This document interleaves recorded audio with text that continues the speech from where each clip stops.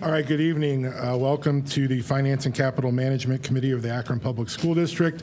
My name is Phil Montgomery. I am the chair of this committee. I am joined by Vice Chair Reverend Harrison, Member Jarosh, and all of the other members of the board, in addition to Superintendent Outley and Treasurer Bowers. The first item on the agenda is approval of the minutes from the previous meeting. Do I have a motion? So moved. Second? Second. All in favor? Aye. Any opposed? The ayes have it. Thank you. Next up is the request to address the committee. Before I open it up for the general public, I would like to invite Jason Legg from the Laborers Union local to come up and address the committee about work that the local labor union is doing in our school district and with our scholars. And Jason, please. How you guys doing? My name is Jason Legg. I'm the business manager of Laborers Local 894 out of Akron, Ohio. I've seen it as a very big project coming up, North High School, and just kind of want to explain what the Laborers do, the impact that we have with our youth and with our community. We have our Learn program. It's a Booked CLC. A lot of our signatory contractors is ruling. They have donated the concrete pad, all the concrete that was used for their pad when they built their facility for storage for their football equipment. Another one of our signatory contractors is Spano Brothers Construction. They donated all the pipe that we use for implementing our pipe laying class in the Learn program. Local 894 is the first in Ohio Valley and Southern states to actually get this curriculum, which is a LIUNA curriculum that Booked had adopted and put in their school. Since then, we've gotten 2 graduating classes. We have Arviane Woods. She graduated from Booked in the first class. She's down the Gorge Project. We have a couple Wiley chairs. Isaiah Welsh, they're working for Lindsay Masonry on the Brunswick High School project. They also helped build the Cuyahoga Falls project. We have Zaire Lewis. He works for MZ Russell. He's part of our apprenticeship program. So what we do is they get trained, they get an OSHA 10, they get a scaffold builder user card and some other certifications that helps them get prepared for when they do graduate to be able to come out and join our laborers union. We also do District 1. We are in every single one of the gymnasiums in Akron Public Schools and on the football field, where you're going to see a big proud sponsorship, Laborers Local 894, in a partnership with the Akron Public Schools. They give us, they announce the Laborers Union throughout the game and stuff over the loudspeaker at all the events and stuff. We also present our donation to the Akron Public Schools for this at the City Series track meet every year. Some other things that we do, I sit on the advisory board at Booked CLC. I spend a lot of time there. We help the kids. We give them a pre-interview to get them prepared for when they're going to have to sit in front of people, CEOs or foremans or whatever it may be, to get them prepared to be able to do interviewing processes. We get them set up with their drug test. And that way they can get their drug test and then fill the application out online to help them, build a future and have a career. This isn't just a job. This is a career that we offer the youth. We have Ella High School getting ready to go down to our training center on May 5th to see everything that we offer as the Laborers Union with the training that we got, which is all self-funded. We don't ask for no money from any government or anything. We self-fund within, and they get the top-of-the-line certifications. You're going to get the best trained workers that you can get, and they're going to get the job done in a safely manner, and they're also going to get it done on time and under budget. So that's just a little bit about the Laborers Union. I'd love to have an opportunity to maybe even come back and give you guys a little more information, and ladies a little more information on what we do have to offer with the laborers as LIUNA, and thank you for your time. Thank you, Jason. To wrap that up, I do know Vice Chair Molinar, who chairs the Instructional Policy and Student Achievement Committee, is going to be inviting the union to come talk at instructional policy. So a more in-depth review will be forthcoming on that. So thank you, and thank you for being here today. Are there any other members of the community that would like to address the committee? Okay, seeing and hearing none, I will turn it over to Treasurer Bowers to review the monthly financial report.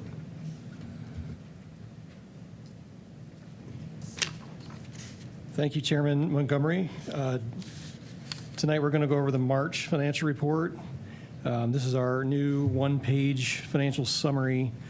And the structure of this, on the left-hand side, we list the revenues and expenditure categories, and we end with our beginning and ending cash balance.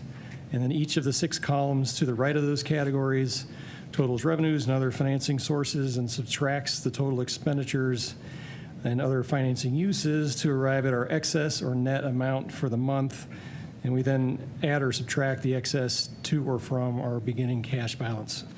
In summary, for the revenue this month, so far this year to date, we have received $286.8 million, which is 75.81% of our total, which represents 75.8% of our forecasted total. So it's just very slightly ahead of 75%, which is where we are in the year because we are 9 months into the school year. And on the expenditure side, we've had $276.9 million in expenditures and other financing uses, which is 71.65. So we're about 4% below the forecasted amount. So we're trended about 1.8 million to the good on expenses last month.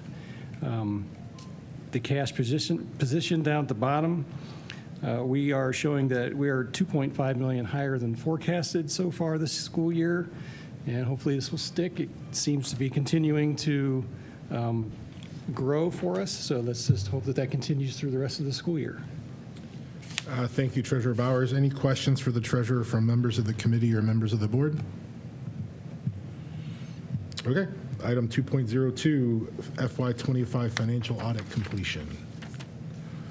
So we just concluded our fiscal year 25 financial audit that period is 7/1/24 through 6/30/25. We received an unqualified audit opinion, which is a clean audit. It's the best report that we can receive from the state auditor's office. It shows that we comply with GAAP, and it confirms that our financial position is fairly presented without material misstatements, and it ensures reliability for our stakeholders. The key aspects of that opinion are that the financial records are prepared in accordance with GAAP, which governs the way we're supposed to record all of our transactions. And the opinion covers all financial statements, including the balance sheet, income statement, and statement of cash flow. What it means for us is that this enhances our credibility with lenders, investors, other stakeholders. It shows that our internal controls and records are in good order and implies that the auditor has no reservation regarding the accuracy of this financial reporting. Any questions for the treasurer by members of the committee or the board on the financial audit? Okay. 2.03, North High School project note resolution. So for the purpose of continuing to provide funds to pay the costs of constructing, furnishing, and equipment, the new North High School, we need to issue up to $27.5 million in notes in anticipation of the issuance of bonds. The term will be up to 1 year, issued on a taxable basis. And we're issuing on a taxable basis because we've had a slow go to the beginning of this project. We're hoping that this speeds up this school year, and we're on track to do that.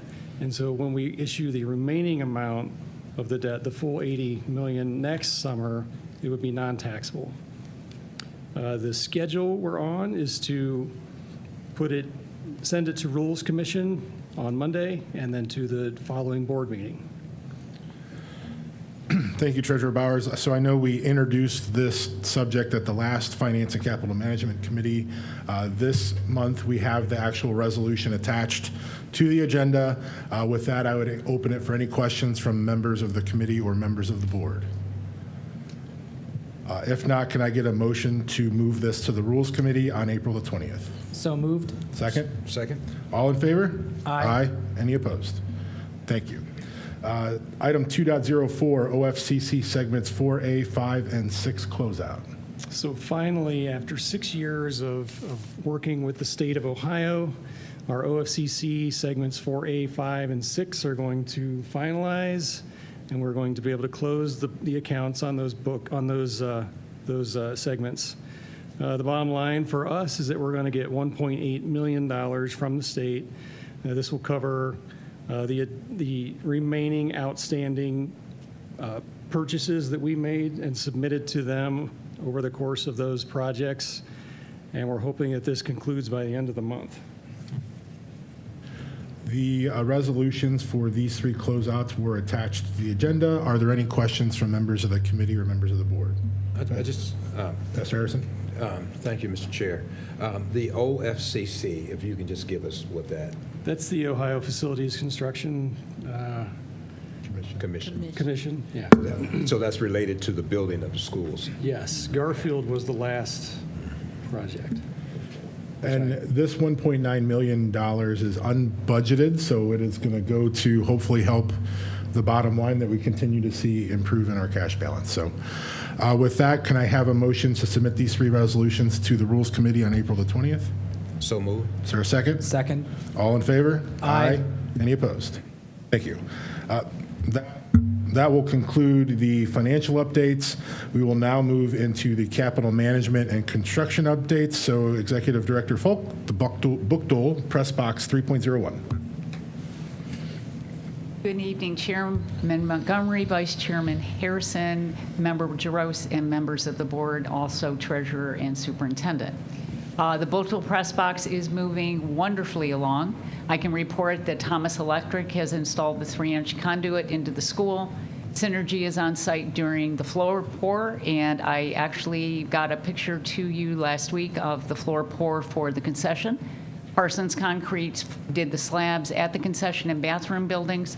Summit testing was on site for the cylinder samples. That is from your concrete. They must be sampled for content and structure. And Matt and the students, who are the masonry students, were on site observing the pour at the end of the concession. So they got to actually see that work done and watch the professionals that are on site to complete that work.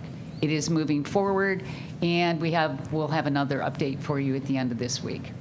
Thank you. It is also on schedule. Great. Any questions on the book dole press box from members of the committee or members of the board? Okay, 3.02, Piper Miller South. Piper Miller South, I wanted to advise the board in working with our construction manager at risk and our team. Originally, we had an increase to $76 million.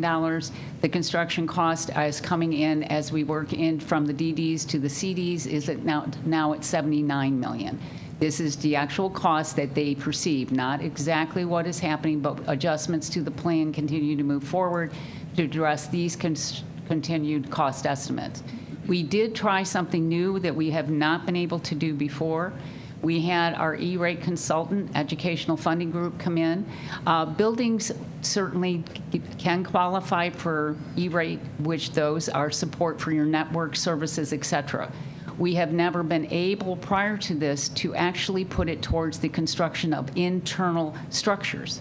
That is called Category 2. So we had Mr. Paul Cross come in because they've changed some of the standards. We currently have a new bucket of 5-year construction containment funds for Category 2 that starts this year. It is based on a rate of $207 per student.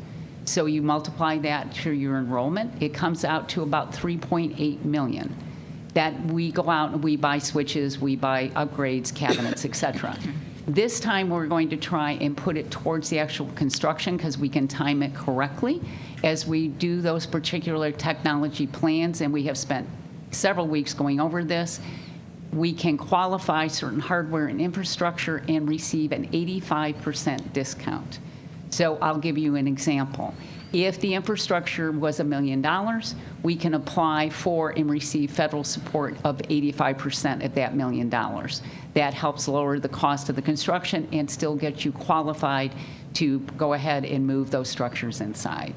And then I also did want to then advise what Treasurer Bowers had just given, that we were finally finished with 4A, 5, and 6. In the maintenance plans, those allowed us to move forward to finalize this particular section from the Ohio Facilities Construction Commission.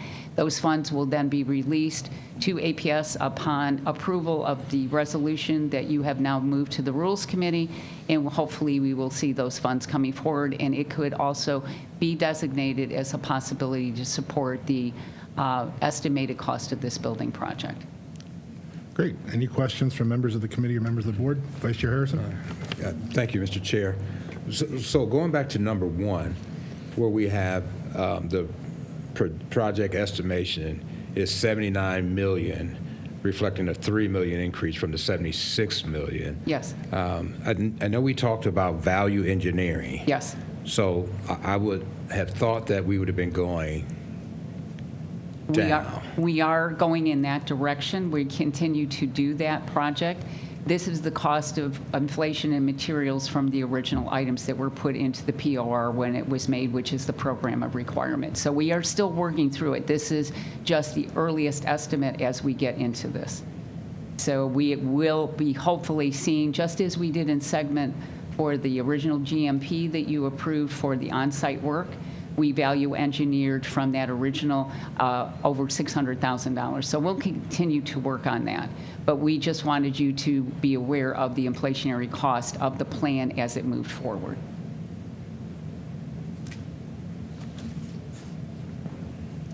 Any other questions? Member Juros? For the E-rate program, Yes. has that already been incorporated to the $79 million? I know it's not, it couldn't be applied to the entire $79 million, but for the parts it can be, is that already budgeted in with that expectation? No, this is an addition or value engineering of this project because we were able to align it properly, because it will be two separate packages and you have to align it correctly and encourage those particular vendors to understand that we're looking for items that are E-ratable. Not everything is E-ratable. Certain things will not be, but we wanted to put that as part of the package. So it is, to your point, not part of the $79 million. It will help decrease the cost of the project. Excellent. Any other questions? Okay, I'm going to take things slightly out of order and skip 3.03 for the moment and go into 3.04, North High School urgent necessity. This urgent necessity relates to a 1955 elevator, which is unique and only one that the school has. It is currently not operational due to the generator on the roof that makes it work. And if we got a value dollar for 1955. We've had Otis Elevator out, who was our service company for elevators. They have determined that we need a new generator. We received a quote from them in the amount of $67,433.85. We are asking this to move forward as an urgent necessity because A, they have the ability to service this. They also have the parts available, and we would like this to move forward due to the fact that not having an elevator in this school is extremely important for several reasons, one of which we have a number of multiple handicap classrooms in that location, and we also currently have a student that is of medical need to use an elevator. So we would like the request to move this forward, and the funding cannot be 034 because this is not a CLC, so this will come out of general fund. Questions from members of the committee or members of the board? Pastor Harrison? What's that? Oh, Member Droz. And is the elevator that's going to be repaired, is that going to be part of the new building as well? Is that the part that's being refurbished? or- No, actually, you will get new elevators in the new building.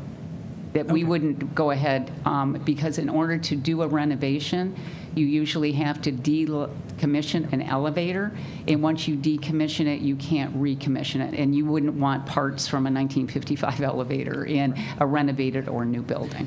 And so this is just to make sure that we have an operating elevator for the remainder of the year before we begin. The remainder of the time that we Time. will be there, because we are not expecting to open the new parts of the building until 2029. Okay. Thank you.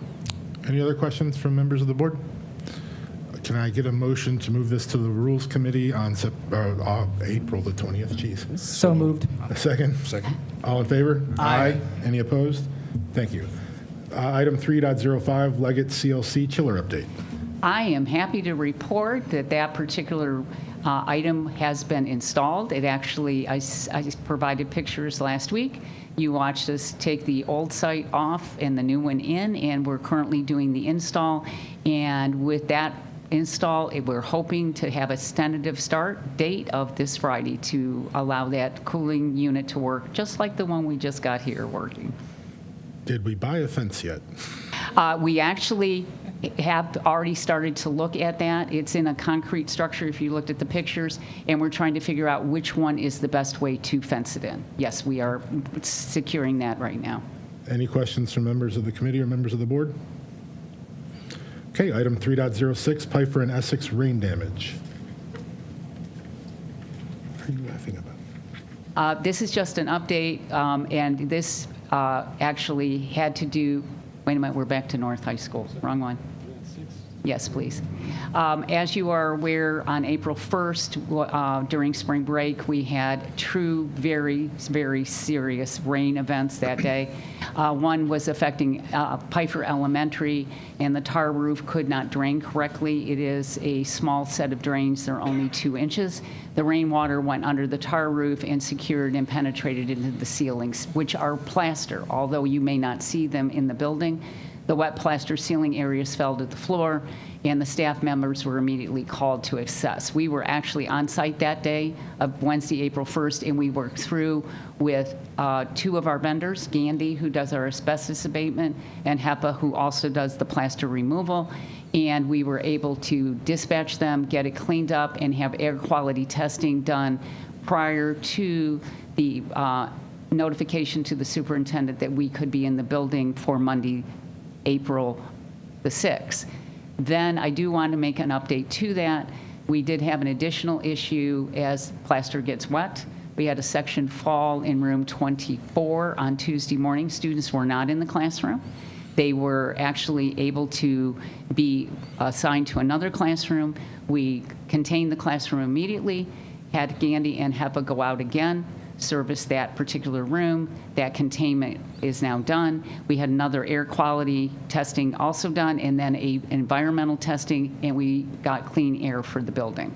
So we continue to monitor that. We've had the roofing service company, Innovative Roofing, out on that day, and they were back there again this morning just to make sure that things are working well, and the insurance company was advised of what had occurred. The second one was very unique. It was Essex Elementary Building, where we currently had APS online along with the SOAR program, and it rained so hard that all of the playground mulch went right across the driveway into the neighbor's basement through the window. So Mr. Tabelli, our plumbing foreman, was on site immediately at that. He introduced himself to the family, apologized, made any issues that we would help with cleanup. We have not heard anything from back, but we just wanted you to be aware that that occurred. And we have are coming up with a new plan to figure out how to keep the mulch in the bed. Any questions from members of the committee or members of the board? Okay.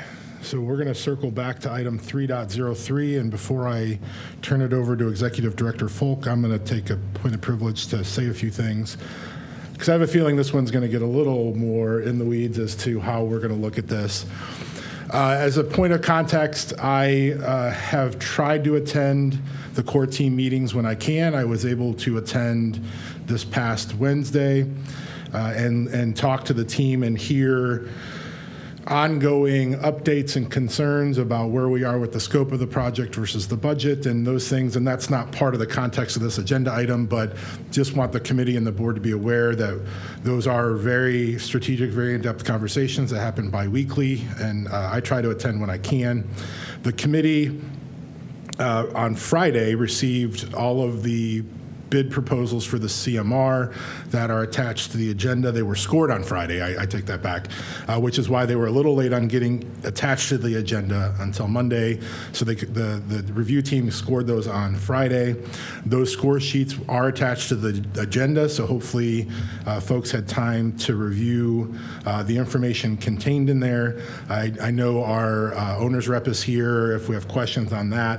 So it will be an update as to where we stand with the construction project, but there is also a requested proposed resolution to open negotiations with one of the bidding firms for the construction management at risk contract, which I'm assuming we're going to get into some dialogue on. So there were 4 firms. Again, the scorecards are there.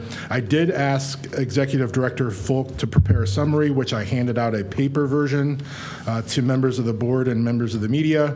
It is a 2-pager. The first page is a summary of the rankings from the score sheets, along with the pricing and some other notes. But more importantly for me, and I know maybe some other members of the board and committee, is at the core meeting last Wednesday, I did request that Executive Director Folk inquire of the 4 bid submitters of their status with our local trade unions.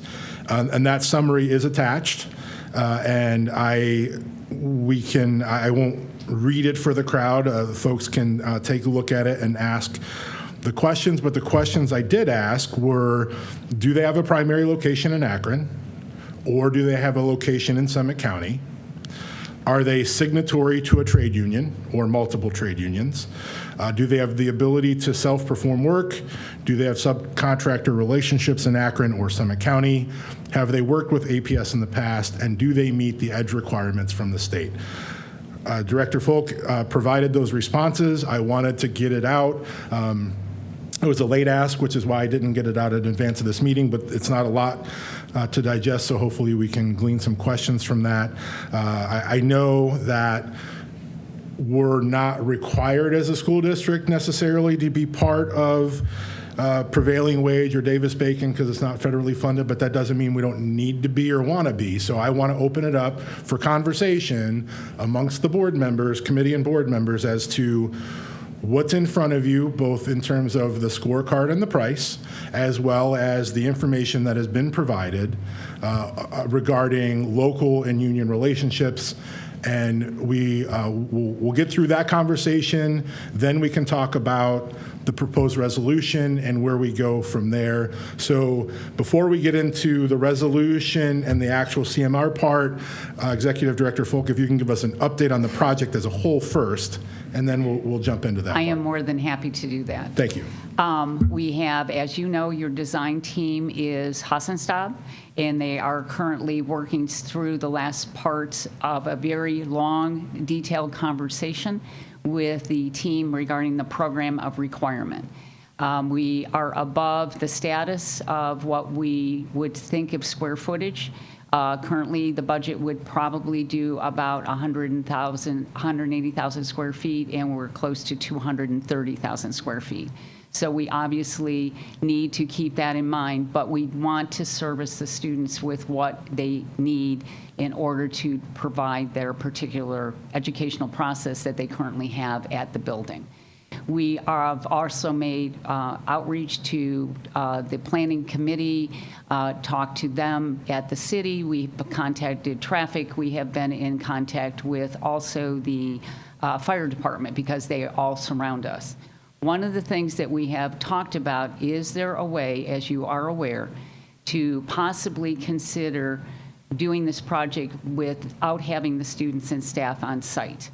Because it certainly would impact the ability to move the project along in a more quickly fashion as opposed to a self-swing. We have looked at the property to the north. It is currently closed. It is up for sale. It doesn't have a lot of space on it, but it is available for $1.2 million. I just wanted to let you know that that was something we looked at, because one of the things we have to do in this project is also look down for laydown space. Where would we put a construction trailer? Where would we also put product as it comes on site? And I will be honest with you, every one of the vendors that came in on the CMR did not know that we had this information in our background, but they were asked where they would outreach, lay down, and some of them had been very good to even go and look at it on their behalf. What were they looking for parking for? How would they isolate the construction site from the school site? So it was a very active and very well done presentation by all 4 of them. And we just wanted you to be aware that we are looking. I made an outreach very quietly to the planning director at the city to see if he could give us any options for possible relocation of students, understanding that there would be a cost to that, along with how do I get the kids to the site, which we have done, in the past for those of you that understood that. So I also am in the process of trying to contact our old famous friends, the University of Akron, to see if there's anything there, because they also might have something that they could suggest. They are an educational site as well. So we are looking for options to make this a very flowing construction project no matter who it is, but we certainly need the CMR to move this forward because we're at a phase that they need to be part of this project. Thank you. Any questions on the update portion? If you do Jones? have questions, I also have legal counsel and the owner's rep behind us. Thank you. Yeah, when you mentioned that moving them off site, it would make the process go along quicker. Are we talking about a month? Are we talking about months? How much quicker are we looking at? You would probably look to, if you could find a space, to move them off-site, say, at the end of the 26-27 year, and they would remain off-site until the building opens in 2029. So I will give you an example, Mr. Jaros. When we were doing the reno ad for the East High School Complex, TLC, East actually moved into the Central Howard building for the duration of the project. And we made arrangements to have all the services provided at that location because at that point we owned the building and we're not using it. And then we made sure that they got back in time. So that would be the type of project you were looking for. Okay, so the target date of when the project's supposed to be completed stays the same, or it might be done faster? It could be done faster if it would be a site that could be truly a construction site similar to what is occurring now at the Piper Miller South site at the Kenmore location.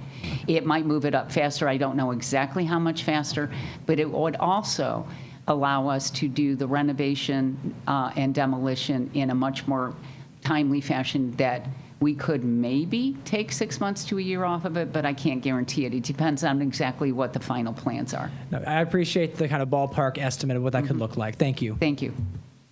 Any other questions on the update?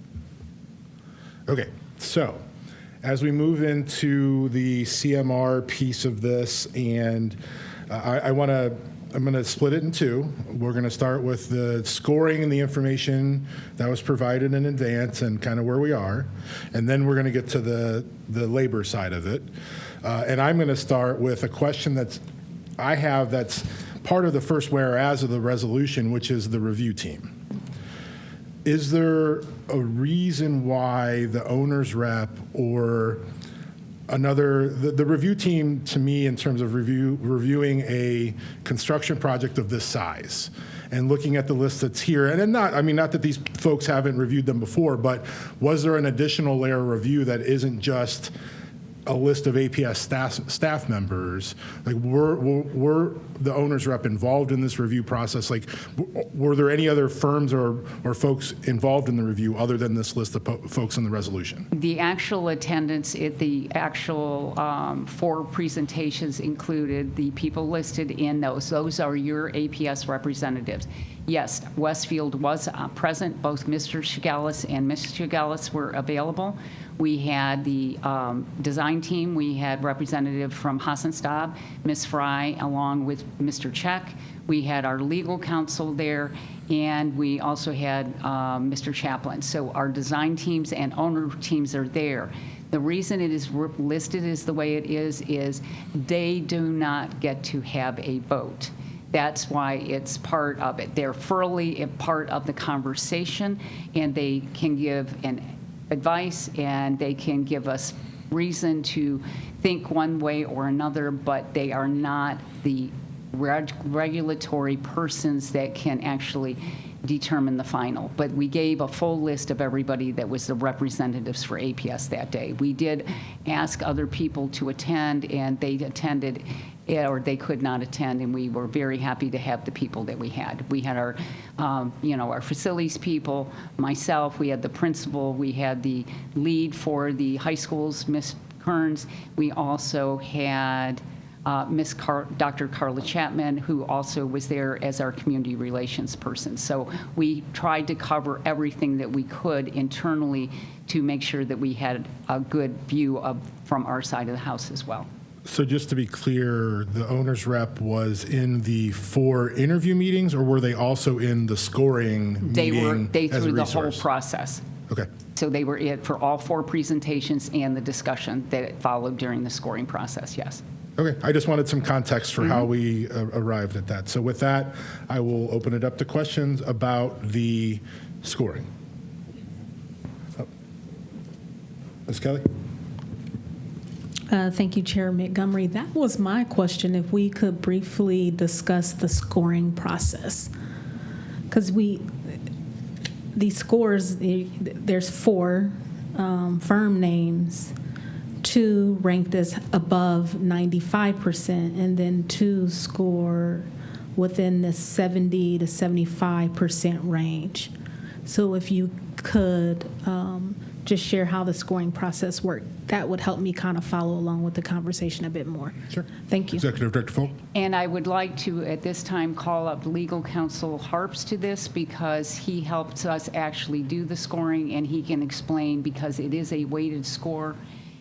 Pricing does take 45 points out of the 100, and he can explain the process, in a more detail to make your understanding fully.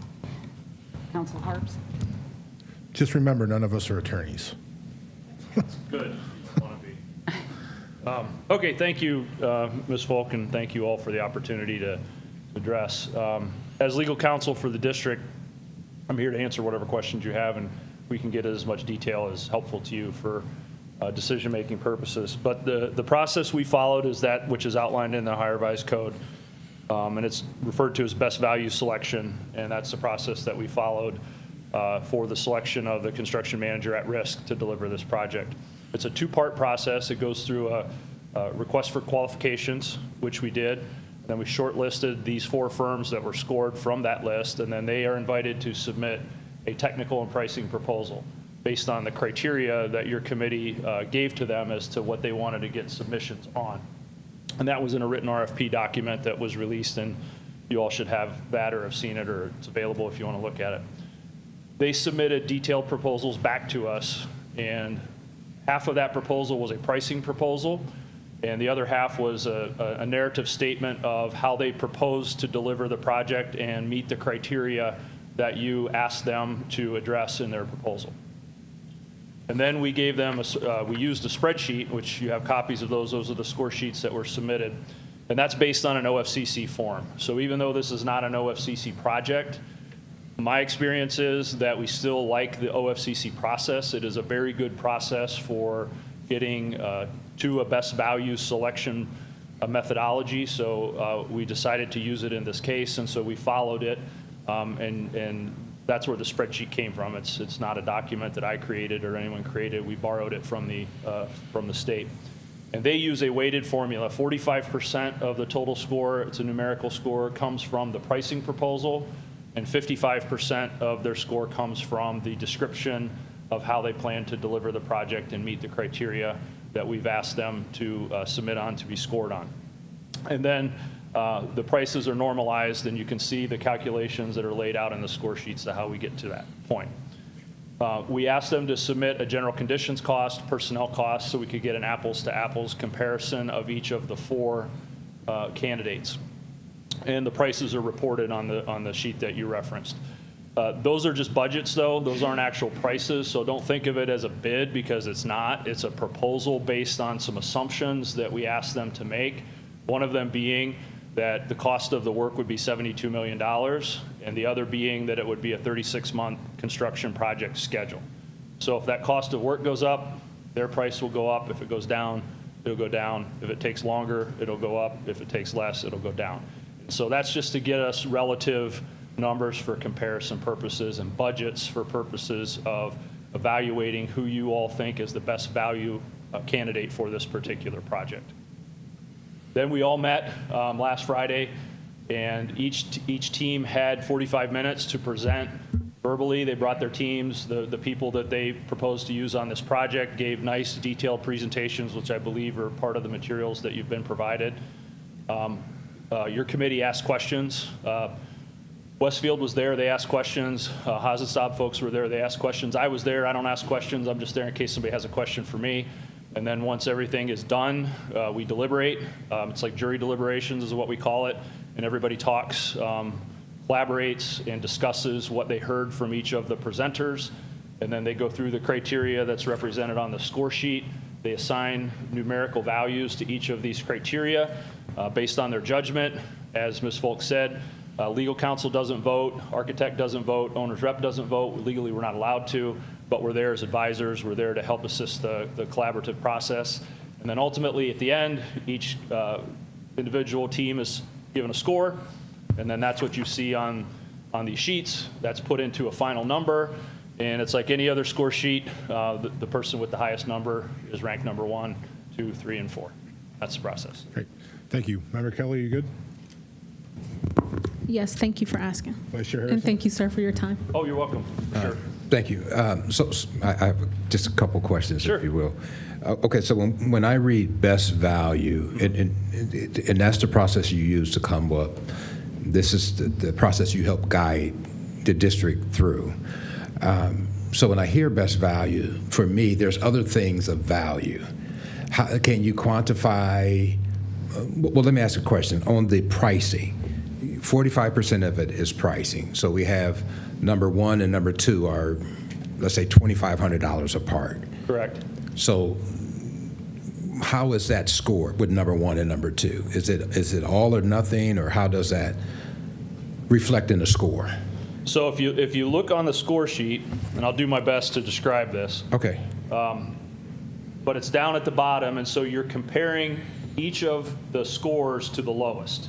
So in this particular case, Hammond was the lowest price by Okay. like $2,500. Okay. C.T. Taylor was second lowest, and then there was a bigger spread between the number 3 and number 4. And then that is normalized through the formula that's represented there. Because those two were so close, they basically got the same score. It was less than 0.1% difference between them. So for purposes, they rounded to the same number. Okay. Okay. So now when I want to go back to the best value, because there's just different things that go into my mind when I say best value. Mm-hmm. So as these are ranked from 1 through 4, is the district bound to do 1 if that's not what the district believes is the best value? No, it's a subjective process, but you have to follow the revised code. So the revised code does lay out the process. Okay. And in this case, your committee came up with the numerical scores, which are required by the revised code. They require a numerical scoring process. So these scores are there.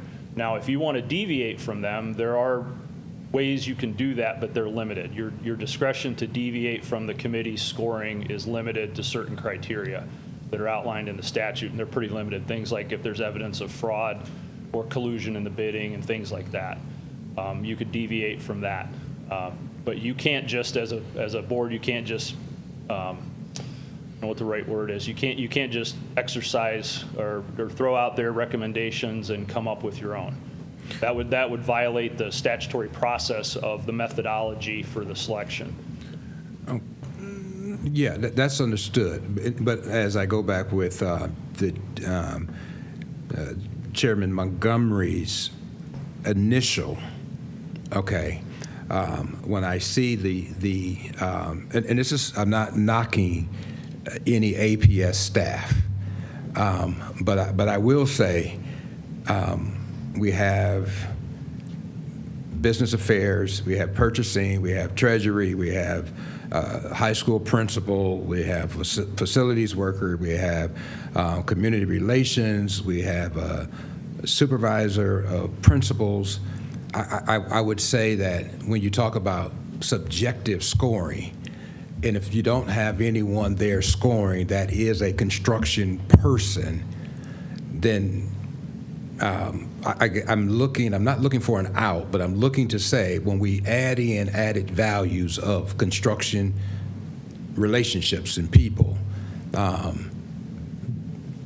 it's hard to say that one company over another is the best value when you don't have construction people scoring. I think, if I understand your point correctly, and I think it's an important question to ask, because it's what you're getting down to, which is who really is the best candidate to deliver this project, not just for other reasons, but can they do it and can they do it right? And that's where I think your design team and your owner's rep team are critical parts of that interview process. And they were active participants in this process. They asked a lot of questions. They advised your committee on their experiences here locally, having worked with many of these construction managers on other projects, having worked with some of the subcontractors that they identified in their presentations were critical subcontractors for their projects and the way that they do business. So I do believe that you had good technical representation at these interviews with your design professionals and your owner's rep team. They just can't vote on the scores. They can advise, which they did, but they don't have a vote by law.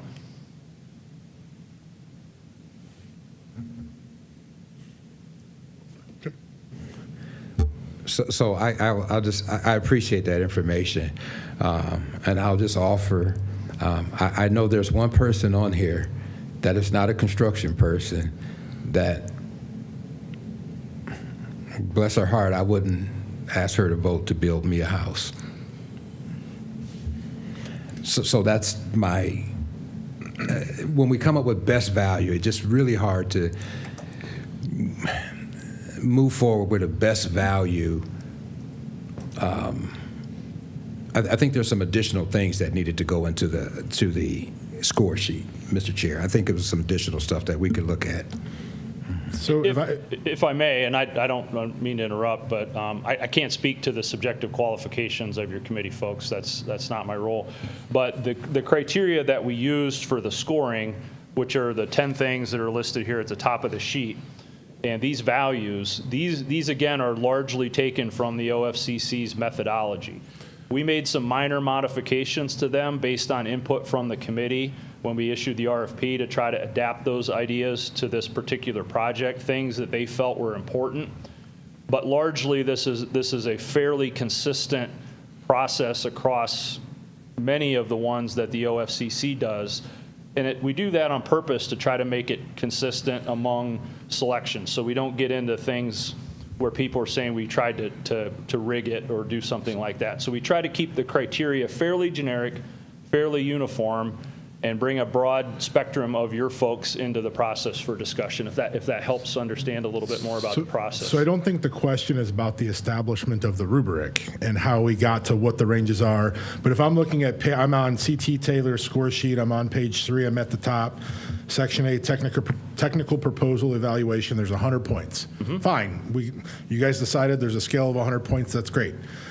But if I'm me, now I've worked in construction projects, but I've never had to get into this level of minutia. I'm sitting in the room and I'm one of the voting members, and I say proposed staffing, implementation plan, staff availability, flexibility to schedule changes, range of 0 to 20. How did I know to give them a 20?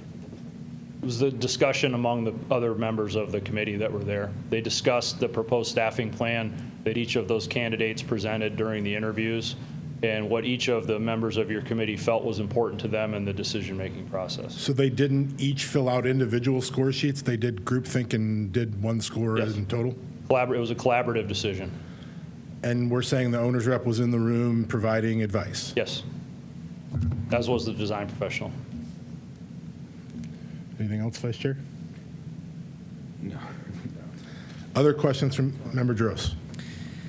So I see that in the proposal, union involvement had no scoring at all. Correct. Okay. And how much value is based off of a difference between the score? So is a 6-point score difference a lot, not much? Is it within range? Because I noticed that it's a 3.2 difference between the top and the second vendor in the best value score, a 6-point differential between the qualification score, and then as for the pricing, the difference is $1,796, which is incredibly small compared to what it could be. So what is the value based off of the gap between these points? I can't explain the difference in the price because they all were asked to price off the same thing, so they come up with that on their own. You know, I believe the totals were 91 was the lowest and 99 was the highest on the 55% criteria. And that is intentionally subjective, and the statute allows for that to give you, APS, the discretion to pick the firm that you think represents the best value for the project. And those scores are assigned and they're added up, and that's the methodology. What each individual person thought in their own mind, I can't speak to. I can only speak to the process that was followed. All right, what I mean is that is 3.2 points. Is that a major difference? Is that supposed to be seen as a minor difference? We see there's a 20-point gap between number 1 and number 3. Approximately about 24-point. Oh, you're talking about the total best value score? Best value score, yes. Oh, I'm sorry. Now that I understand your question. Okay. I think that spread is largely driven by the pricing proposals because there was almost $2 million difference between them. Mm-hmm. And so when you do 45% of the pricing proposal and 55% of He's asking subjective- between 1 and 2. Oh, I thought he said between 1 and 3. Well, I mentioned that there's I'm a gap sorry. of 3.2 and there's a gap of 25. Is 3.2 that big of a difference in when we score this type of project? 3.2, I'm sorry, I'm not following you now. So 99.4 to 96.2 is the difference between the best value of CT Taylor and Hammond Construction. That's normal. That's pretty normal. If you go back and look at what we did on Pfeiffer, what those scores were, they're all within a very narrow range. You're hair splitting with these candidates. Any one of these 4 would have been qualified to do your job. Okay. Absolutely, any one of them would have been qualified. So Okay. And we're not trying to limited just to the top distinguish- one. We're trying to distinguish those two. That is a normal range of scoring between candidates, Okay. in my experience. Okay. Thank you, Chair. Other questions?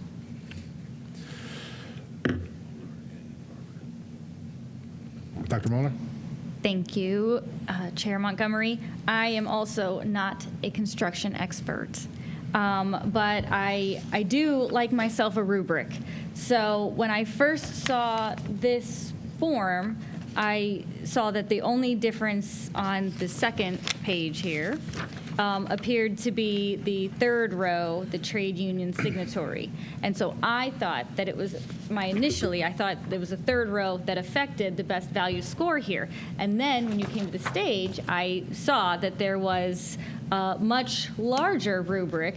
As Member Harrison pointed out, there's a category proposed staffing, implementation plan, staff availability, flexibility to schedule changes, and it appeared to be that category and another category underneath the subcontracting plan. And so for people who are not construction experts, would either of those categories be affected by something like the additional firm information provided on the second page? You mean whether they were signatory to unions and those types of things? Would that have impacted it? Is that your question? Yes, I think that's true. That's part of the subjective part. It's not a scored criteria. But when we talked to them about their subcontracting plan, which was one of the criteria that was evaluated, your owner's rep asked each one of them what unions they were signatory to and did they self-perform any of the work. And so that information was brought out in the interviews and discussed. And because this is construction management, unless the CM self-performs any of the work, which all 4 of these could self-perform certain trades, but they'd have to bid it like everybody else and be low. Your trade work would be done by union contractors or non-union contractors, so that's where it would come into play. Or if they self-performed it and were the low bidder for that bid package, then theoretically, if they're signatory to that union agreement, they would perform it with their own union workers for that. And so that's part of the subcontracting plan that each of the candidates presented on. So we had an idea, or your committee had an idea of how they would approach the project from that standpoint. President Sykes? Or Dr. Mueller, are you good? President Sykes? Thank you, Mr. Chair and Attorney. So CT Taylor is also the firm that's working on the Middle South Pfeiffer building. Yes. Was there any consideration or thought about if CT Taylor is there going to cause any delays with the work on North? One of the things that was discussed, if my memory serves, was availability of staff and team. Yes. And was the team that they were presenting at the interviews a team that would be dedicated to the project? So that question was brought up and discussed by your representatives. And the team that CT Taylor presented in their interview, they represented to your team that they were dedicated to this project if they were selected, so that there would not be any loss of service or any deviation in quality if they were to perform on both projects at the same time.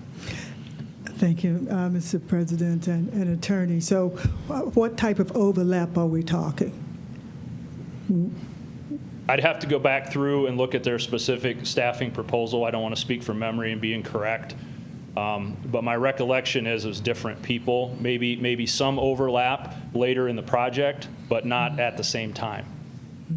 So that in their mind, at least, there would not be any people having to choose between spending time on Pfeiffer and spending time on North. That's my recollection. Mr. President, so Chair, so I don't see the resolution, so the recommendation of the resolution is for, So the resolution before us is to accept the rankings of 1 through 4, which would have C.T. Taylor as number 1, Hammond as number 2, Shook as 3, and Panzica as 4. And the resolution is to authorize the district to start negotiations with the number 1 firm, which is C.T. Taylor. And so, and as we continue these conversations, I want to get into a little more questions about some of the other information, and hopefully we might get where you're going, President Sykes. thank you. I appreciate that, yes. Any other questions? Member Kelly.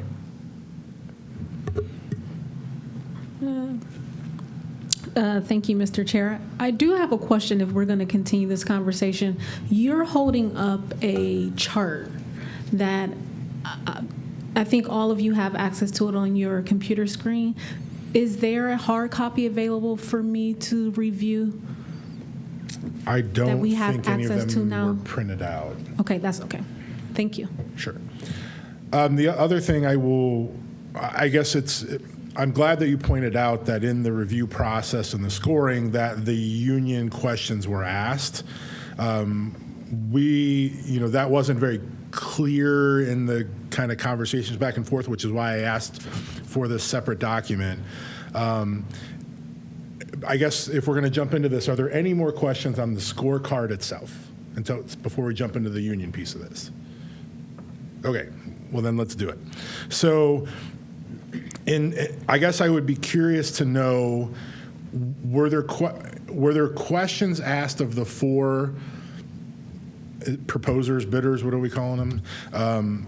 In terms of this work, are there questions that were asked about their workforce and their union labor that aren't on this spreadsheet that Executive Director Folk gave me that we should be aware of? That's my first question. The questions that were asked were, do you self-perform any trade work? And they all said they do to some extent. Are you signatory to any unions? That question was asked, and the results here are reported. Do you have locations in Akron? Do you have locations in Summit County? And are your subcontractor relationships in Summit County? And those results are reported here. Previous work for APS and EDGE. So these questions were all direct questions that were asked of the candidate, each of the 4 at the interview. So were there additional questions asked, or was it just these? Anybody that was in the room?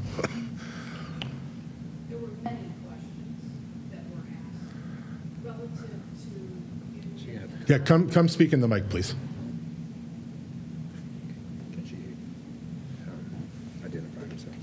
Yeah, and let us know who you are and what firm you're with. Sure. Hi, I'm Barb Shergalis from Westfield Consulting Group. Along with the Rulin Company, our firm is the owner's rep for North.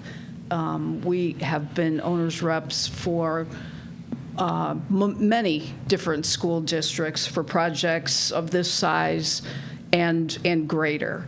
As Attorney Harpst explained to you, this is a very typical process that we see for all other school districts, even in as much as what you might call non-construction people from the district participating and voting for firms. We tell all the folks that we are helping you to shortlist firms, any of which that could do the work successfully. Becomes a question of price, and then it becomes a question of the nuances and with whom you think you can have an extended relationship with. I'm a pretty talkative person, and there were lots of other questions asked of these teams, certainly commitments to the specific personnel that they brought in and making sure that we were actually seeing the teams that did not have key personnel present. I questioned that. Other members of the committee did ask questions, including the architects. What we documented here, Mr. Montgomery, was what we thought were some specific questions that aren't always asked during an interview setting from districts, and we wanted to specifically document those and make sure that they were before you this evening. Okay, thank you for that. I mean, I think at this point we're okay with the process and how we got to that. I think we want to dig into some of the specifics as it relates to the workforce and the union work. So my next question is going to be, I mean, obviously I think we can all say number 3 and number 4 aren't anywhere close, or prices way higher. So let's just take those out of the equation. So if we're looking at the chart of the questions that were asked, the only difference between the number 1 and number 2 firm is whether or not they're a trade union signatory. It's the only difference in the two that are on here, in the questions that were asked. So in the questions that we documented to make sure that we put in front of you today. That's what I'm trying to get to, and we're going to keep digging. And for everybody's edification, if they don't know, can someone please explain the difference between a trade union signatory and hiring union labor? I know the answer, but I want the room to hear it. So when we use the term signatory, it means you've actually signed a labor agreement with a trade union. So you have a binding legal contract that both parties have signed. That's what that means. And you're obligated contractually based on the terms of that bargaining agreement. You can still hire union labor without being a signatory, but that doesn't happen as often. But for example, let's give you an example. If you had a project labor agreement or something like that where you bring that requirement into a specific project, those folks aren't necessarily signatory to the bargaining agreements, but they're brought into that relationship another way.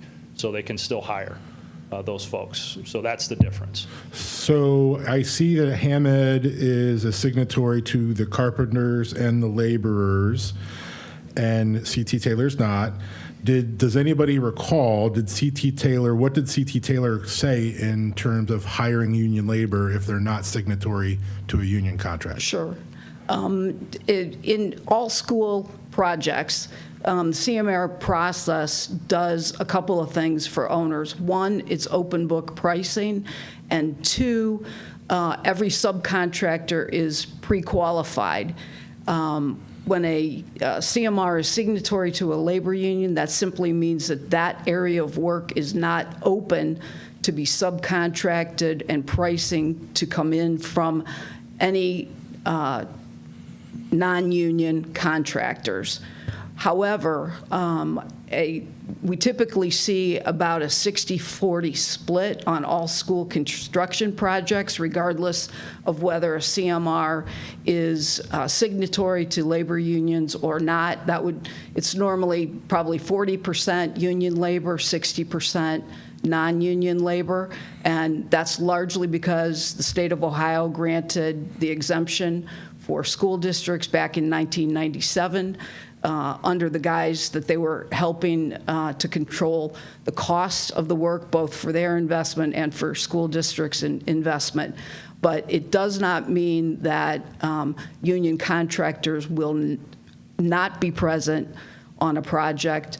As a matter of fact, we see them all the time, and many of the relationships that C.T. Taylor and Hammond have are with both union contractors and non-union contractors. We expect to see both. I mean, as I already said, it's all fine that we're allowed to not do that, but that doesn't mean that we might not want to or that we should. Just a sidestep for 1 second, Director Folk, are you able to speak to, on Miller South and Pfeiffer, what is C.T. Taylor's current use of union labor?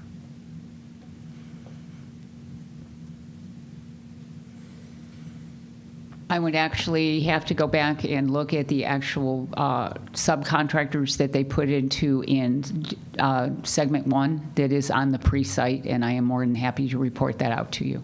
I just don't have it available, but I can certainly get That's fine. that to you. Yeah, I would like to Okay. see that if you can send it to the full board. I would be absolutely happy to. Yeah, President Sykes? Thank you, Chair. I also, Chair and Director, I also would like to know that overlay of time where C.T. Taylor will be as it relates to Miller Pfeiffer and where they will be in starting with North High. We know cost overruns quite often has to do with those building processes not taking place in a timely manner and us getting off schedule. And so, since the attorney doesn't seem to have that information, do you have that information? I do Ms. have T? that information. First of all, I'd like to say that C.T. Taylor reported out in the question that they are currently have 350 pre-qualified vendors that could work on this project for them. They didn't necessarily tell us at that point which were union and which were not. Hammond's response did say that they had 300, but they are also signatory to the two unions that are listed on the sheet. So therefore, we do know that they have specific team members that are assigned to this, and it is a very large team. Both of them had well-qualified teams. We've worked with individuals from Hammond on both Ellett and the Garfield projects, because that's when we were allowed to go ahead and use CMRs for the first time, as opposed to general contractors. And they obviously were successful projects. We've had C.T. Taylor actually work with us previously prior to CMRs, and they are the performer for Jennings and a number of the schools when it was the 6 contracted groups that performed when we started in 2003. So we do have a working relationship with both firms that have been positive as we did the CLC work. But I cannot tell you right now, President Sykes, exactly which are servicing now, and I can get that information. The overlap is not as extensive as you think, because the team members being provided are not doing both works on both projects. So we did not see that as a process that wouldn't be accomplished by, if they were awarded and negotiated a contract, that it would be a delay in the Miller South project, or it would affect the North project. Yep, Madam President. President, but I'm not thinking anything. That's why I'm asking, so I can see the facts, and I will know what the contractors actually said. That's what I want to see. You know, I think that's a very good question. I just wanted to add, we get this question a lot. Every firm that was shortlisted, all 4 of them, are doing more than one project. These are very large companies. They're doing multiple school projects in this area. We actually asked each one of them. I happen to know a lot of what's going on, who's working where, and one of the things that I can add is that C.T. Taylor added a second project manager to the North project, because they're going to run a single project manager just on these 2 projects. He will be exclusive just to these 2, but they added another project manager for support. What is really key component is the superintendent. It's a completely different superintendent. This is there's C.T. Taylor superintendent has just coming off of the North Olmsted project, along with the same project manager. It's one of the more difficult projects, school projects that's taken place in Northeast Ohio. So that was one of the reasons why we felt very comfortable that the people that they had in place were going to be, I'd rather have a project manager working 2 projects in your district than doing Miller South and then sending him over to the west side of Cleveland. So I don't, same thing with project managers for Hammond and Shook. They're all running multiple projects, but C.T. Taylor took the initiative to add a second support personnel. You said superintendent. I thought Superintendent Otley's going to get her hard hat out and start supervising the project. Real quick before I turn it over to Vice Chair Harrison, Executive Director Folk, one other piece of information I would like to see Yes, sir. provided is the list of projects and the dollar value that Hammett and CT Taylor have done for the district, say for the last 5 or 10 years, whatever it is. Whether they were APS or not, because they did present that in their presentation. No, I want to know what they've done for AP. They're both listed as previous Yes. APS. I want to know what projects and what Absolutely. dollar values they've done for APS. I in the will past. be able to get Please. you that. Thank you. Vice Chair Harrison. Thank you, Mr. Chair. CT Taylor added a project manager before they were approved? No, they presented that as part of their team, as when they just because they felt that this project was going to be that complicated. If they were going to use the project manager who was also assigned to Miller South, that they wanted additional support.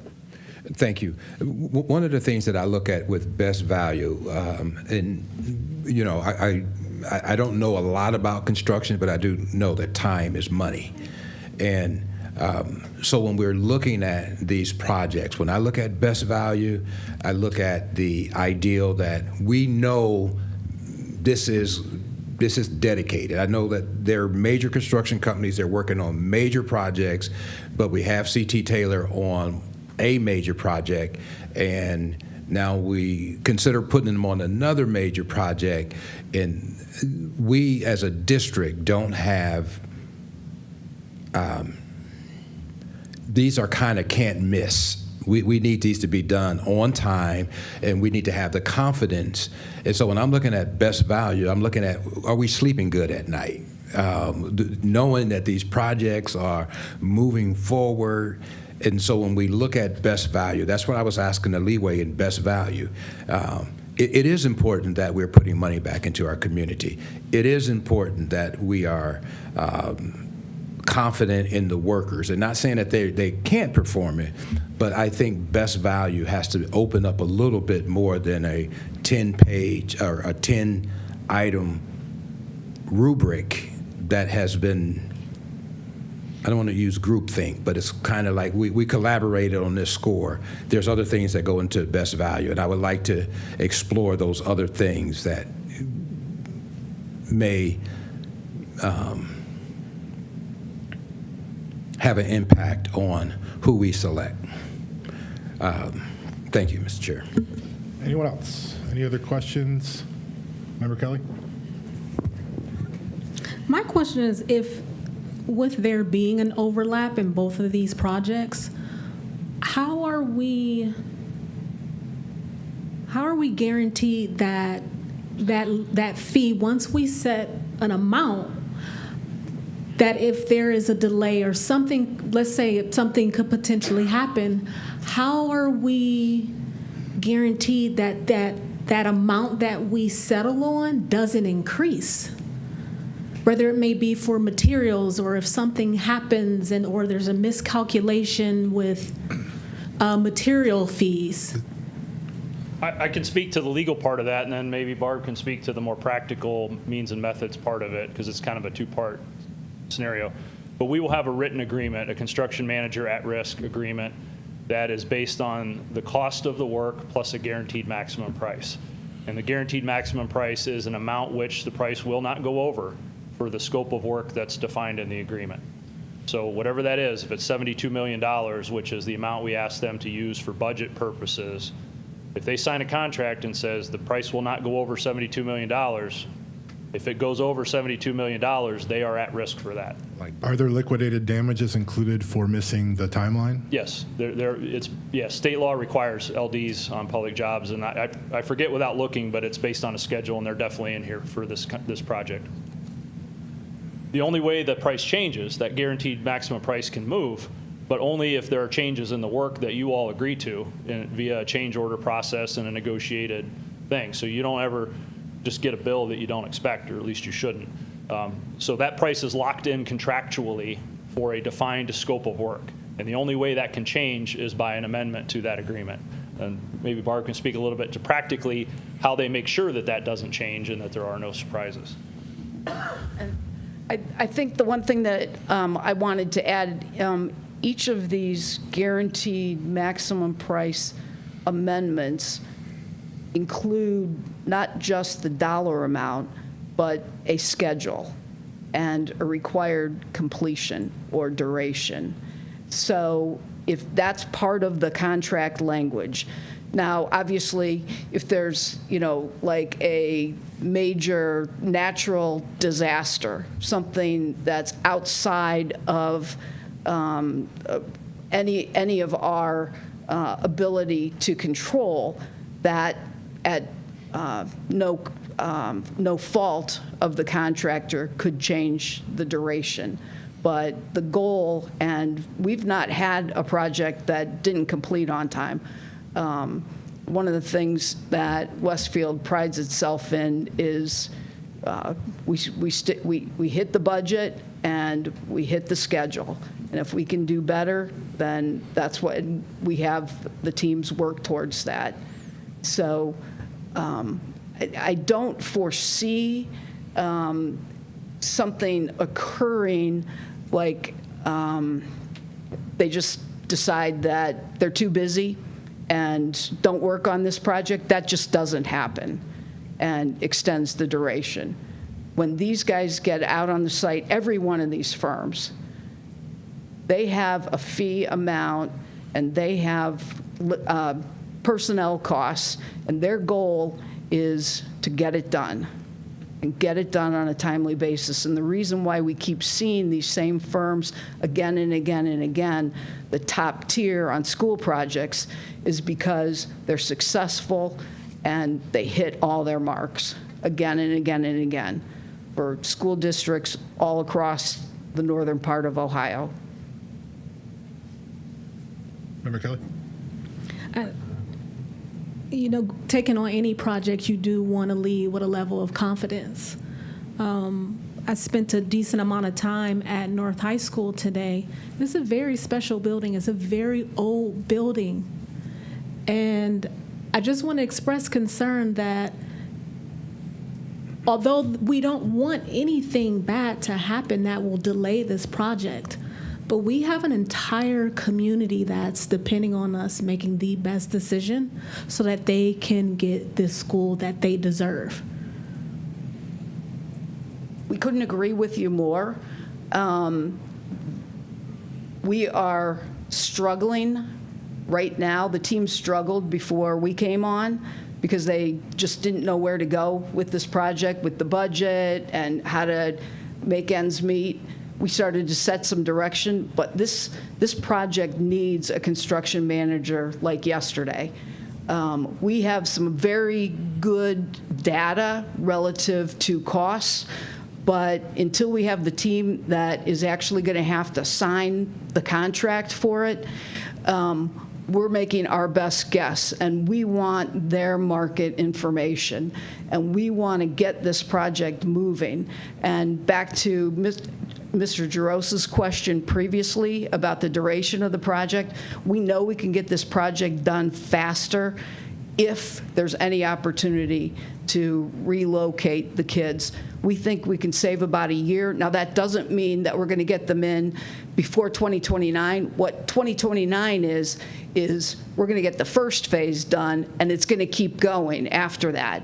But it will save you money. It'll save you probably $750 million just in the CMR costs and phasing.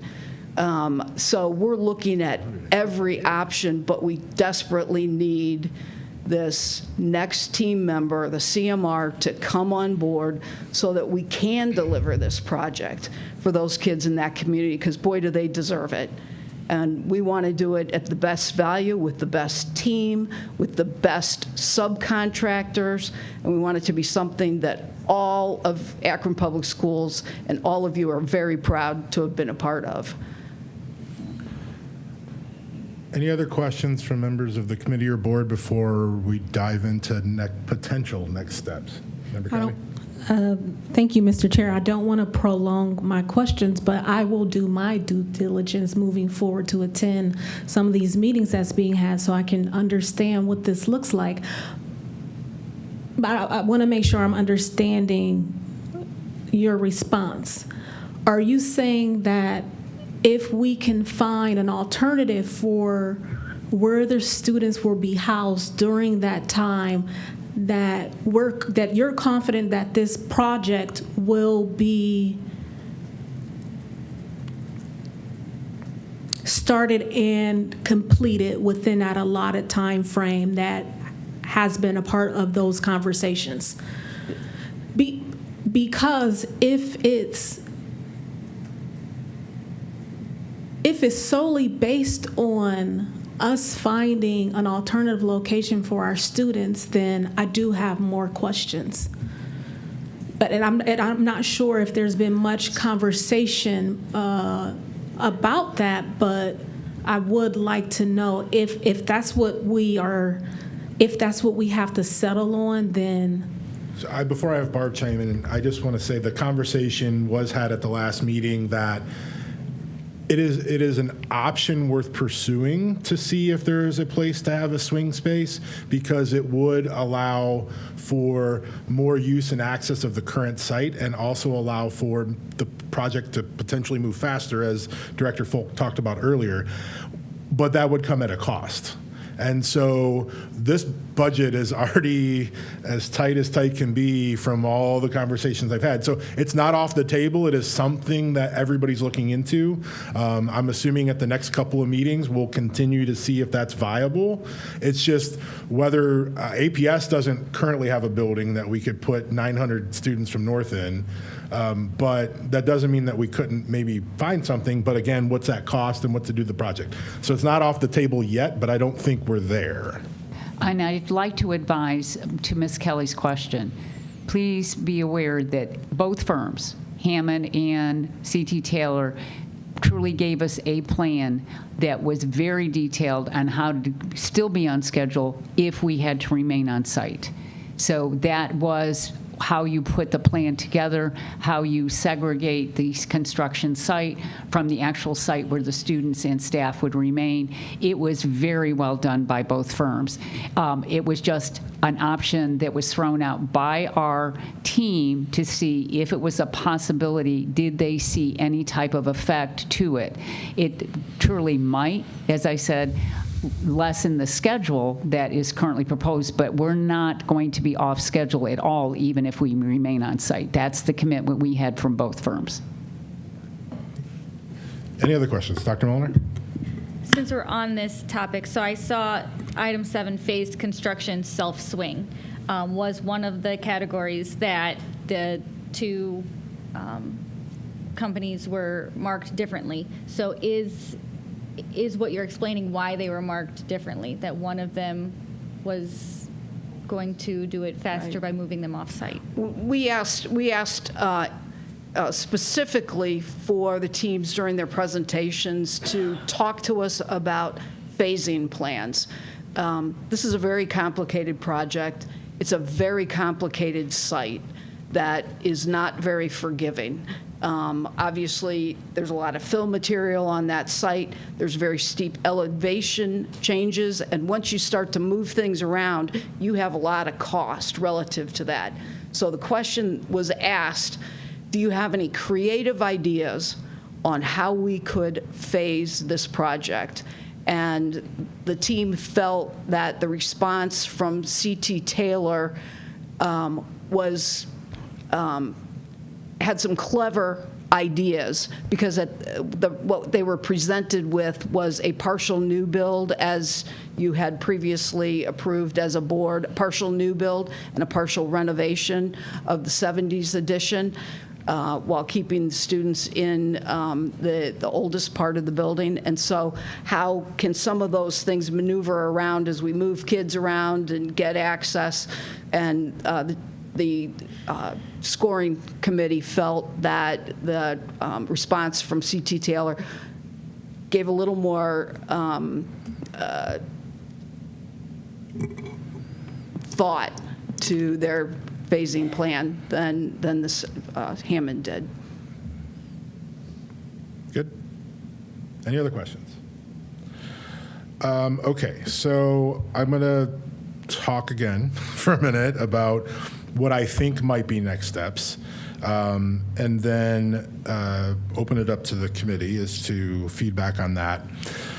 So, Director Folk, I know the homework we gave so far was CT Taylor's current utilization of union labor on Miller South Pfeiffer. President Sykes asked about CT's proposal for the dual projects and making sure the overlap of work. I asked for a listing of both CT Taylor and Hammond on previous APS work and dollar amounts associated with that. I'm going to add an additional item. You mentioned CT Taylor said they had 350 vendors that they could work with, and Hammond had 300 vendors that they could work with. I don't know what the turnaround time on that would be, but I would like to know the breakdown of union versus non-union of those vendors. With those 4 homework assignments in place, I don't feel comfortable moving the resolution forward tonight, but I I want this project on time. I'm vested in this, and I'm willing to do the work alongside you and move this in a fashion that is acceptable both to this committee and the Rules Committee to then go in front of the full board, but we're on a timeline. I know the goal was to get this to rules on 4/20 and to the full board on 4/27. I don't know if that's feasible at this point. I am willing to pull the committee members to call a special meeting of the Finance Committee once we have answers to those questions. I'm not putting this on a what may come, hoping you get me the answers. I want concrete answers on this before we move this forward. So that being said, I don't believe we can get the information by Friday that would do anything for rules on Monday, which means we would not put it on the board agenda for the 27th. And so the next Rules Committee is on May the 4th with the next board meeting on May the 11th. So I'm proposing a 2-week delay. So I'm going to ask you to chime in on what that may do. I don't know that it'll sway me a whole lot because I think 2 weeks is worth getting this right for an $85 million project. So that being said, if we could get the answers in time to have a special meeting either the week of the 20th or the week of the 27th, to then be able to propose it to the Rules Committee on May the 4th, and then potentially take it to the full board on the 11th. Now here's the caveat I'm going to add to that. Depending on those answers is, I'm assuming, going to dictate what the board feels about opening negotiations with either CT Taylor or Hammond. So the resolution we may need to have some conversations, and we may need some legal advice on what the implications are if we decide that these scores aren't acceptable to the board because of the answers to those questions. I'm not saying it's going to change anything, but I'm saying it could. So I just want to lay all the cards on the table that here's where I stand. And with that, I will open it up to members of the committee first to add, dispute, anything on what I've laid out there. Member Harrison? I concur with you, Mr. Chair. I think when we're talking about public funds and we're talking about, this building is being built on an ask for the community. And I think we need to be responsive, receptive to the community. I think we need those questions, and I think the best value needs to be inclusive of what's best for the community as a whole. And so I concur. I think that your timeline is appropriate, and I concur with you on that. Thank you. Member Giroux? I think the question I have is, with the questions that were asked that we don't have answers to, does the director and the team here believe they can provide those answers by Monday for the Rules Committee? We will give it every best effort to get it to you. I understand the concern of the committee at this time, but we might be able to get it to you. Just give us the 2 days to try, but I want it to be thorough and accurate, whatever we give you. President Chair, Rules Committee would not take this up on Monday. Okay. Thank you. Questions, comments from other members of the board? Okay, so with that, we will put that timeline. So if you can get us an estimate on when you could get, knowing that it won't be the 20th, get us an estimate of when you could timely get that information, and then I will pull the committee to schedule a special meeting of the Finance Committee, knowing that pending the answers to those questions, it would potentially go to rules on May the 4th and the full board on May the 11th. Thank And you. we'll set a special meeting between now and then. Thank you. Great. Thank you. All right. So on to the next. We have no items referred from other committees. We have no old business, and we have a few items on new business, but I'm going to, before we get into that, I'm going to take the liberty of providing where I'm at in a headspace on this, and then open it up for conversations. I will say, since these items for new business are about cost reduction, Superintendent Otley, we're not saving any money on paper today because we printed out a lot of things, but that was at my request. So let's kind of settle in. So the 3 resolutions that are before us were proposed at the board meeting on Monday.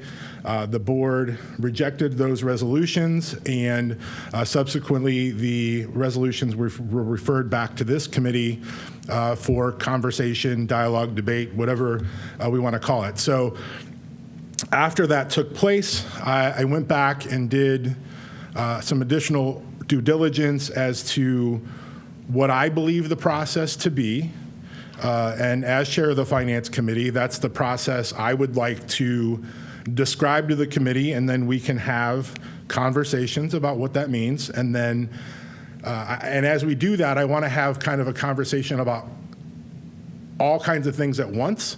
And then once we're through that conversation, decide what, if any, actions we would take on the 3 resolutions that are before us. So that being said, everybody is aware, obviously, of the $11 million worth of budget reductions that are before the board.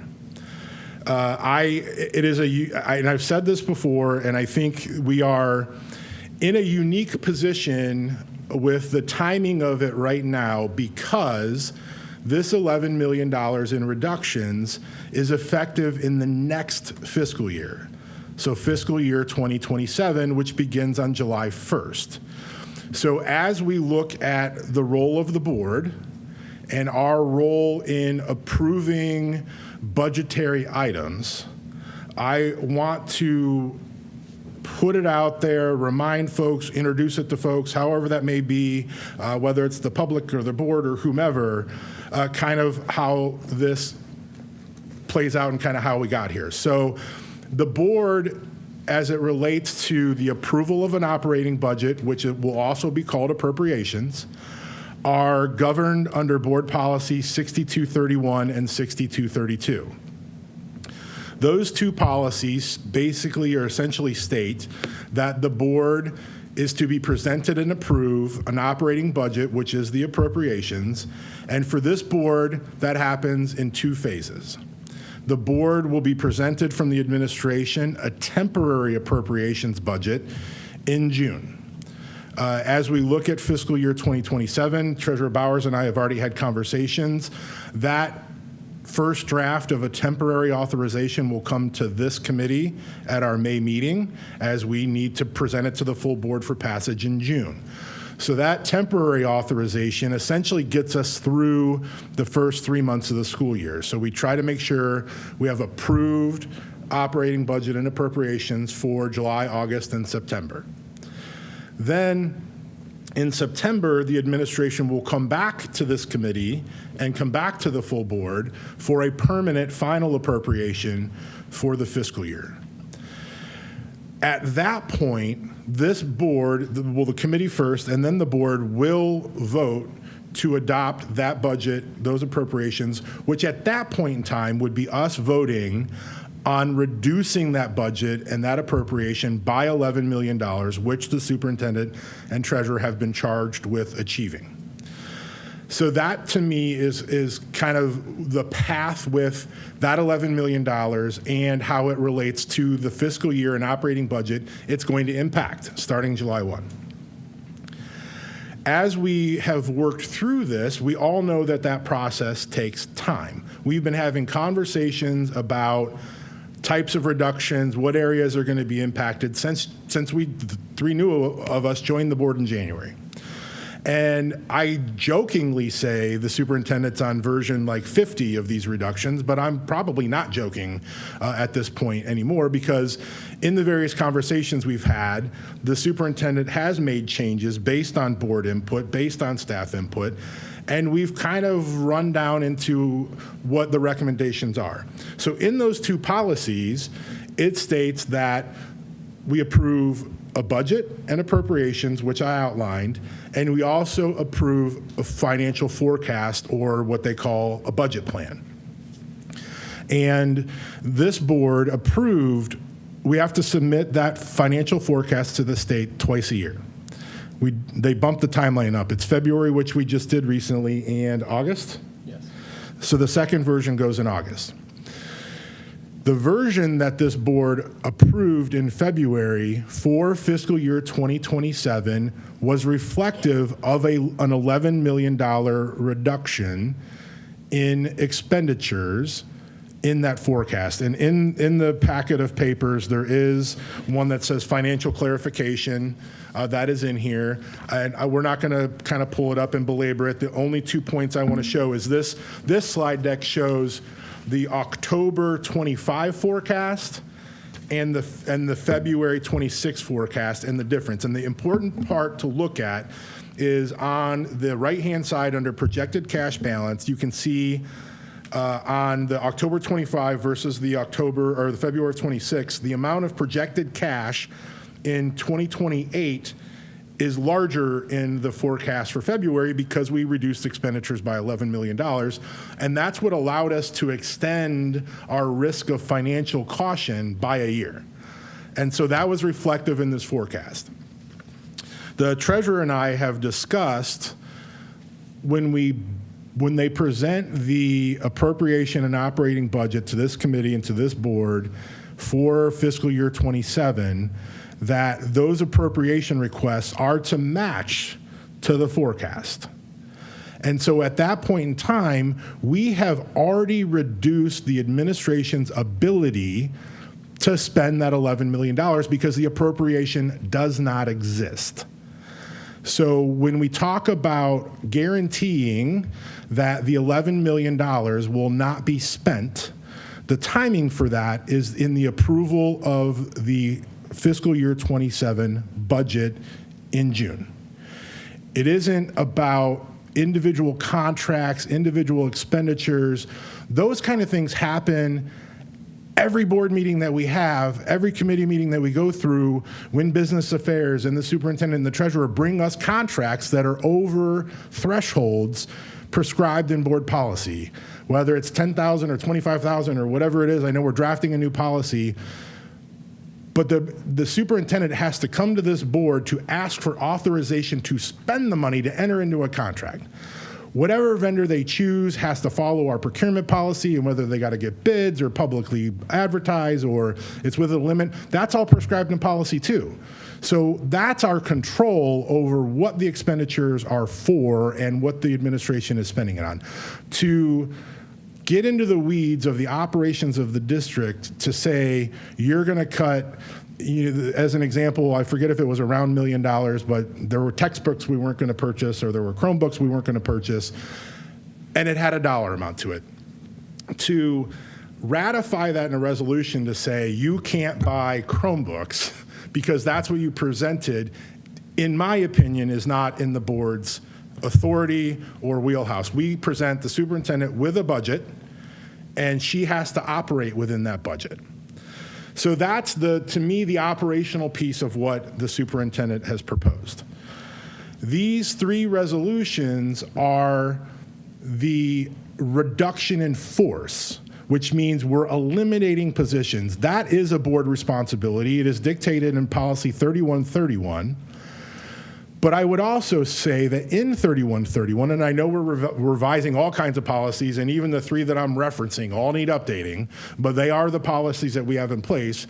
But in 3131, it says that the board shall make the reductions to follow the recommendation of the superintendent. And the superintendent has made recommendations to us after thorough thought. And with that piece of it, there are other documents that have been handed out. I know we've talked about wanting to know in writing what's included in the $11 million. And I know there's questions about how decisions were made and conclusions were made. And I know there are still more questions that members of the board want answered, and I'm here to support that. But I did ask the superintendent to put together 2 additional documents. The first one says fiscal year 27 reductions on it. The front page is a summary of the $11 million of the categories that she is proposing to not spend money on in 2027 to be able to meet that $11 million reduction that we are going to impose in the budget. One of them is the reduction in force, which requires board action. The other ones would just be funds that aren't spent because the funds aren't available in the appropriation. But for information of the board, I did have her include all of the bullet points that she expects to not spend in 2027 because the funds are not going to be available. So all of the initial recommendations as they stand today are in this document. The other document is the one that has a lot of words on the front, and that one is essentially a timeline of efforts that the superintendent made to come to the conclusion that she came to, that the 17 positions in the 3 resolutions are the ones that her and her team feel that they can do without in 2027. And so that's in there for informational purposes for the board as well. None of this is to be said that questions shouldn't be answered. Everything that we need to get through and answers board members want to ask to be able to make their own individual decision is perfectly fine. But if we're talking about our role as board members as policymakers, supervisors of the superintendent and the treasurer, and approvers of the budget, this is what is in our purview per the policies that I've read. If I have missed a policy or misread a policy, I'm all ears, but the policies, the board policies, are how we're supposed to function. And as I read them, this is my interpretation. And so with that, I will ask the superintendent real quick if you want to say anything about the timeline and the subject of the 11 million, and then I will open it up to questions and dialogue from members of the committee and the board. Madam Superintendent. Thank you, Chair Montgomery.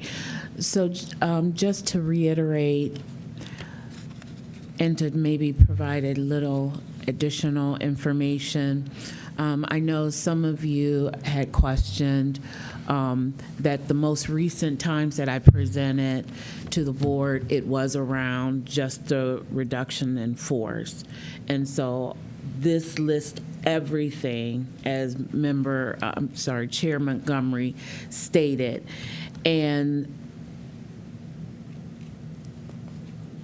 the timeline is an overview. It does not include every meeting. I can certainly provide you with another document that updated one that will give you even more committee meetings, times that I've met with principals. I did capture some of that. I also, in the live document, if you like, if it says survey, there's actually a link to the survey. So I can send this to you live as well. So anything to help make your decision-making process more productive. I know it's not easy. It is very challenging. And again, I would just like to bring attention to the fact that this is not due to anything that the board or the administration has done. This is due to the way our public schools are funded. And just to remind everyone that we will be having a community forum on Tuesday, and we encourage everyone to attend to learn more about school funding and what we can do about it. Thank you, Ms. Superintendent. Vice Chair Harrison? Okay. Member Droz?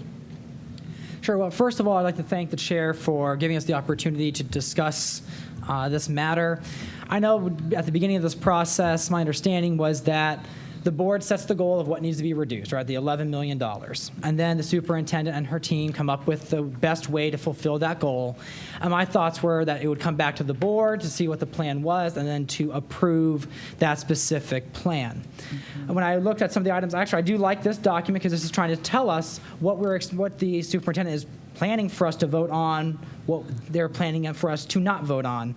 But when I do look at that same policy, the one that was the 6232, those first three paragraphs kind of operate the same way Chair Montgomery mentioned, that we set the budget, the superintendent operates within that budget. But I know with the Ohio Revised Code, anytime the budget is amended, anytime it changes, whether we change the budget to go higher or lower, if we're transferring from one fund to the next, it typically requires board approval, which is why I thought that any sort of change to the budget, whether it is an operational efficiency, whether it's we're reducing a position entirely, or if someone's not in that position, the position exists, the position no longer exists, that the board approves or validates that decision. But then the fourth item here just talks about that when there is actual revenues are less than the estimated revenues, including the available equity or the funds that are already in the account, the superintendent shall present to the board a recommended amendment to the General Appropriations Act, which we're talking about what the budget will look like, that the board would then have to approve that amendment. So that was my perspective coming into that meeting, where ironically, the majority of the reductions I support and I approve. I want to give that validation to the administration that as a team, we're going to move forward with these $11 million.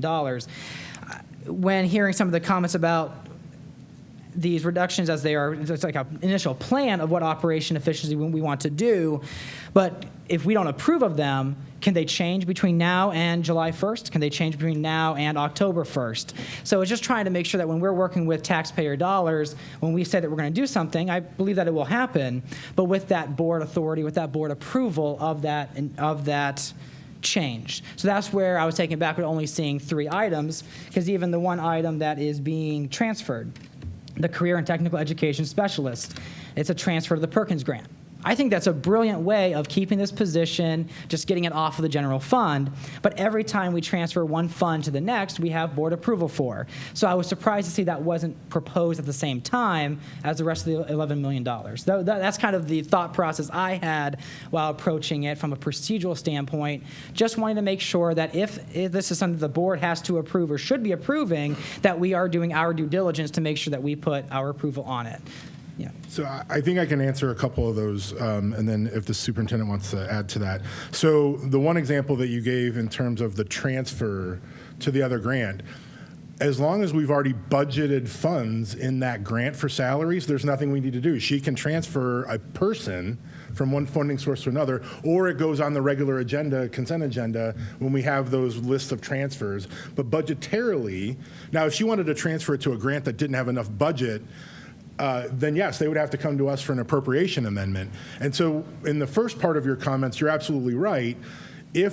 And Treasurer Bowers and I had this conversation, if the $11 million we were cutting were happening right now in this school fiscal year, I would have required a board resolution to reduce appropriations by $11 million. Because if we don't do that, they still have the statutory authority to spend the money. Our only control is to reduce that budget so it can't be spent. And that's what the proposal is here. When we approve the fiscal year 27 budget, it will be $11 million lower. And so that's the control mechanism. As it relates to some of the other proposal items, again, if we've appropriated $10 million to supplies, and she says in here, I'm not going to spend $100,000 in supplies, then that's fine. But if she wants to say, okay, instead of this $100,000 in supplies for item X, I want to spend it on item Y, and it's the same amount, there's nothing for us to do because the budget's there. So what she spends in supplies is not us, but appropriating $10 million for supplies is us. So, I mean, I think your interpretation of what you said is accurate in terms of where we are. I just think there are some nuances that we're all learning in this journey together as it relates to what goes before the full board and what doesn't. But in terms of budget reduction appropriations, that's the thing that happens either annually or if something changes in the amount of money we're authorizing to spend. I don't know, Superintendent, is there anything to add to that? Well said, thank you. Especially when you were, Member Dros, when you were saying the transfer, I think you've seen that before where we'll say from this fund to this fund, we could do that as well because we've done it before. So would that Yeah. particular item come to the board as an agenda item when it happens in the beginning of the fiscal year? Yes, when we change funds, we do bring it to the board. And also with Perkins, because it is a grant for CTE, we also check with them to make sure that it's an allowable Sure. expenditure. So is my understanding that it's sort of this is the plan that at some point next year, we're going to be making this appropriation as opposed to just doing it now? We will, the initial temporary appropriation will come to this committee in May, and it will go to the full board in June. We will work as a committee with the treasurer that the temporary appropriation at least ties to the forecast as it stands right now, which has the 11 million reduction in it. And then the final appropriation would happen in September, and if we find between June and September that the appropriations need to change a little bit more, we have a second vote to say, okay, here's your proposal. We either need to cut more than 11 because we already put it in the temporary, or we're good with where we are and we can move forward. So we will have two opportunities in June and September to vote on the overall appropriations. Vice Chair Harrison? Thank you, Mr. Chair.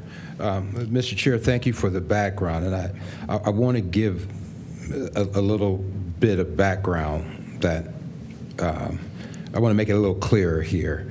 As we were having a retreat, I believe it was sometime in February, when we originally started going over these reductions, superintendent is presenting the reductions, and it seemed like there were some questions, a lot of questions. Member Sykes, or President Sykes at that time, asked us to write down our questions or write down our questions or concerns. I took the opportunity to write down my question and my concern. I think it was more of a concern than a question, but not only my concern, but offer a partial solution to what I had a hard time with. And that was resolved in my mind. Okay, what I asked for, I didn't like a lot of other stuff, but what I asked for was palatable at this point. My concern was, and my understanding was, that we were voting on $11 million. When it was brought up in January that we shouldn't be voting on $11 million, I had an issue with it then, and I have an issue with it now, and I'll continue to have an issue with it. And it's different if we're talking about Chromebooks like we're talking about. It's different if we're talking about $1,000 worth of supplies. When we're talking about issues that affect student outcomes, things that directly impact students, not supplies, not Chromebooks. We're talking about services that are forward-facing the students. If you say to me, these are our reductions, and you're going to vote on these reductions, I'm going to trust that that's going to happen, okay? But I may not be okay with if in the middle of year one, we decide, well, this was an administrative change, so we're going to take this money and move this money here. Because my yes is conditional on what I was showed. And I'm okay with that. So when we're talking about these policies, there's another policy that has been left out, 6210. 6210, 9110, and revised code 570538C. And none of that really matters right now for me, but what matters is I want to vote on what you present to me, because what is in this 11 million here means that I can be okay with this, and I was there. Didn't like it, but I'm there. But I want to vote on $11 million. If we have the cuts on paper, why are we not presenting the cuts? We know what they are, and we know they won't change. If I could ask a follow-up to that, and when you say we know they won't change. Can you elaborate on that a little bit? Because to me, voting on the $11 million is where they go in the appropriation line items, whether it's supplies or operations or contract services, and then there are the expenditures that fall under there. So when you say cut paper, are we saying we're voting, is that what you said, cut paper? What example did you just give? I'm sorry. I was using examples that you guys were using, Okay. supplies and Chromebooks. Yeah,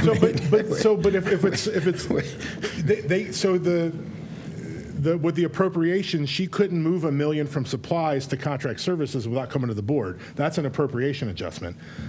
But what I'm trying to ask is, within supplies, do you care if she spends on $100,000 on paper versus $100,000 on floor cleaner? That to me is what, in her proposal, if we're going to say I'm going to vote on everything in her proposal, that's to me what that feels like. That we're saying, you told us paper in April, you can't change it to floor cleaning supplies in July. I think you're simplifying it, but I think if you had the appropriations up there that you showed, that was shown to the public, I think that, again, that I'm not talking about paper. I mean, if you need paper, you need paper. If you need books, you need books. I mean, we're a school district. Some stuff we're not going to get about, but I don't want to pay for what we want and beg for what we need. So if you say this is the $11 million, and that was my understanding, that's my understanding, this is $11 million, I'm there. Okay? It took me a while to get there. But if something in that $9.4 million changes, and I'm not talking about paper, I'm talking about something that directly impacts student services, okay, then I'm not there. And so I think it's, if we never had to vote on it, then why was we shown it in the first place? Why are we engaged in all this conversation? Let's just do it. So I've been saying since January that we've gone too far in some of reviewing some of these items, so I agree with that part of it. I don't think we should be reviewing it, but it was introduced to us in January and the conversation started and it continued. But I think I've said a couple times that this is outside of our scope, but I'm only one person, and so I get where you're at, and so I think potentially if there is a misunderstanding of what items in here outside of the RIFs should be under the board's approval that falls under our policy, I haven't found one. I'm going to go back and look at those policies you referenced. But in terms of operation, I mean, there are a few of them that are going to be unfilled positions, but they're not being eliminated. So again, our authority is the budget. It's not the individual expenditures until she brings us a contract to spend funds, and then we can either approve it or deny it. And I appreciate your thoughts. I appreciate your perspective. And as you said, we talked about it in January. You're one vote and I'm one vote. Sure. I disagree with you. Okay, Yeah, I mean, and so that's where we are. Okay, you know, President Sykes asked us to write it out. I wrote mine out. Okay, we discussed it. There were some adjustments. I'm there on the $11 million. I believe that that's what we were voting on. When it was said, we shouldn't get involved in that, I expressed my disagreement with you. I expressed my disagreement with Member Sykes, President Sykes. So I think, you know, the policies are all 30 years old. So I think the revised code takes precedent over the policies now at this point. But that's where I am. And so let me ask a follow-up question to that. If a resolution was proposed that calls for the reduction of expenditures of $11 million, even like by cost category, would that be palatable, or are you looking to approve a line item list of expenditures for $11 million? I'm looking to approve what she showed us. That's so what a line item list of expenditures. Whatever it is, you showed us in the spreadsheet. I just got this today, so I didn't take a look at this today. You showed us the last. I mean, there was many versions of it, but the last one you showed us, that's what I was looking at. Okay, that's what, 3 weeks ago, 4 weeks ago? That's what this represents Okay, in one place. okay. Okay. Other questions? Dr. Molnar? Thank you, Chair Montgomery. Few things, and I'll chunk it. I have a whole separate set of things. But first, I want to say I appreciate your email. I found it incredibly helpful to receive the pieces of what we're going to talk about, to have a framework for the evening was very helpful. I do want to say I do disagree with you on one interpretation of policy 3131. I don't think it says the board shall. It says the board retains the authority in accordance with. And so I don't think that the policy is requiring the board to rubber stamp any recommendation that comes to us. I do think that we retain the authority to review the recommendations.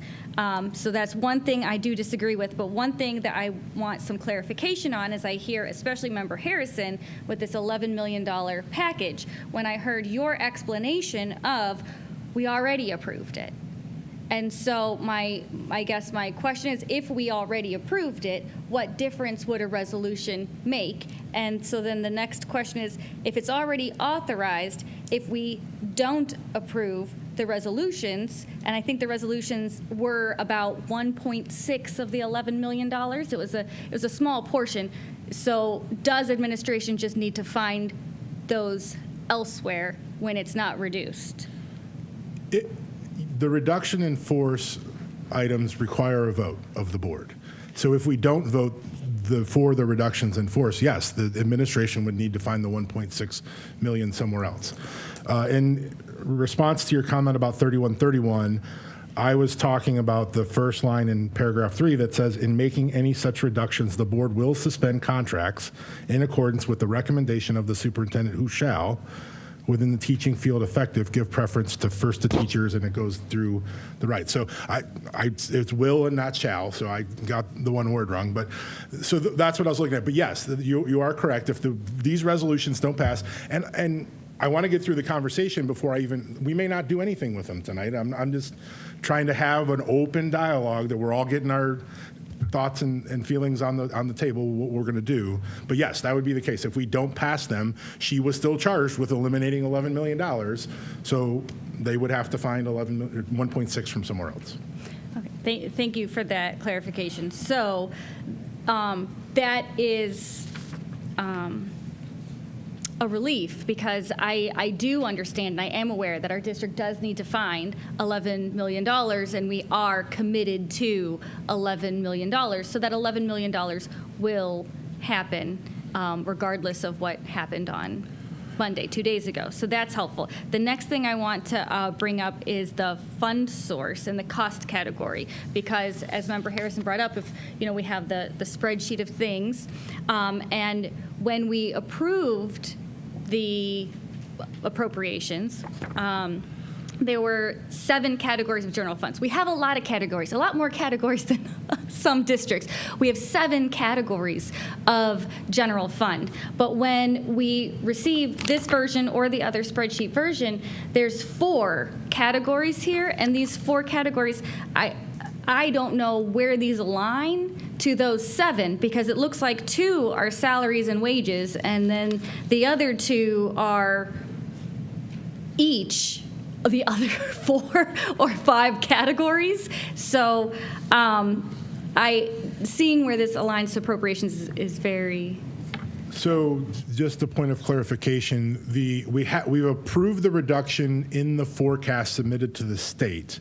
We have not yet approved the appropriations for the budget because that hasn't happened yet. That'll happen in June for the appropriations piece of it. To the second part of that about the categories, so in our financial system, we have, so the way our policy is written, the temporary budget gets approved, the general fund in total, and then all other funds just rolled up into one number. And then when the permanent appropriation budget comes through, that's when those 7 cost categories come into play. There's one for salary, one for benefits, one for contract services, one for supplies. The superintendent and I did talk today about breaking this down into those categories, and we can get that out to the board. The 4 categories that are on the summary page of this were really just to talk about what areas the superintendent was looking at reductions in. So the first one was to separate out the reduction in force, which the board needs to vote on if they so choose.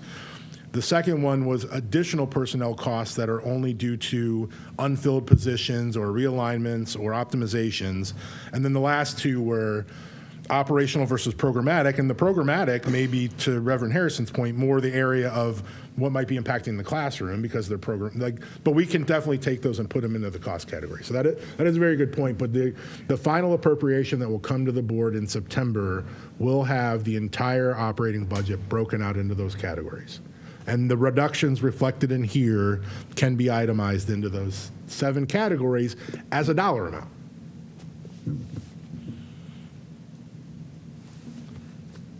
Any follow-up? I do, and I think the follow-up from what you said, if we're adding what category each of these items actually comes from, and as this is a school, and people are just, sending their children to school, but it's a very large school. It's not like a lot of other districts. I think knowing if something has no student impact or direct student impact, or maybe somewhere in between, moderate student impact, I think knowing that would be helpful. Any other questions before I circle back to Member Drost? Member Kelly? Thank you, Mr. Chair. I'm thinking we all have the fiscal year 27 reductions in front of us. If we can reference page 2, the recommended administrators, general funds reductions, non-reduction in force. Superintendent Otley. Superintendent Otley, could you please walk me through what each of these items, and there's 6 of them. Mm-hmm. Can we explain what the non-reduction in force means as it relates to each of these items? Sure. Would you like me to start with the administrative specialist budget? Yes, please. Okay. So we have, I think the easiest way to think about this is if you compare this category to subs. These are retired administrators who come back and they do different jobs for us. Mm-hmm. For the most part, they sub. So if we have an administrator that's going to be out ill for more than one day, for several days, they can request at the building level for some support, and we'll contact a retired administrator. We call them administrative specialists, and they'll cover. But we also use them. We have one currently that works with me on EMIS data, and she also supports our assistant superintendent when we're looking at student data, especially enrollment. She, one of the biggest things she did for us this year that we celebrated was our graduation rate. And I don't want to take us too far down, but one of the things that we're penalized on is our denominator. So if there's students that are no longer with us, but we didn't explain why, then we're penalized. Mm-hmm. So she actually calls families, reaches out, and tries to find where these students are that we say are no longer on our roll. And through the ODE guidelines, ODEW guidelines, we can withdraw them from our roll. And so that's one of the things that she does. We also have one that supports us with our grant writing. So again, they're not full-time employees, they do not receive benefits, and they're only paid on the days that they work. May I? Yeah, please. So would we say these positions that total $500,000, these are as needed or per diem positions? Correct. And this is the reduction. So the budget was just over 900,000, and so we reduced it by 500,000. So we are reducing it to 500,000, which Correct. means that we're not bringing in these employees. Correct. Because if we did, the total amount in salary we would pay out is $500,000. Well, we have a 3-year trend of just around 900,000. The way we've been using them, the total budget was about 900,000. Okay, thank you. Could we move to the next item? Yes. One career in technical education specialist. Yes, so this is in our CCAA department, and it was a position that was in our general fund that reports to Marcy Ebright, that supports us with our college and career academies with curriculum. So I want to say this particular position is a specialist for English language arts through the College and Career Academy lens. So the reduction amount here is $161,336. Correct. That will come out of the general fund and transfer into the Perkins grant.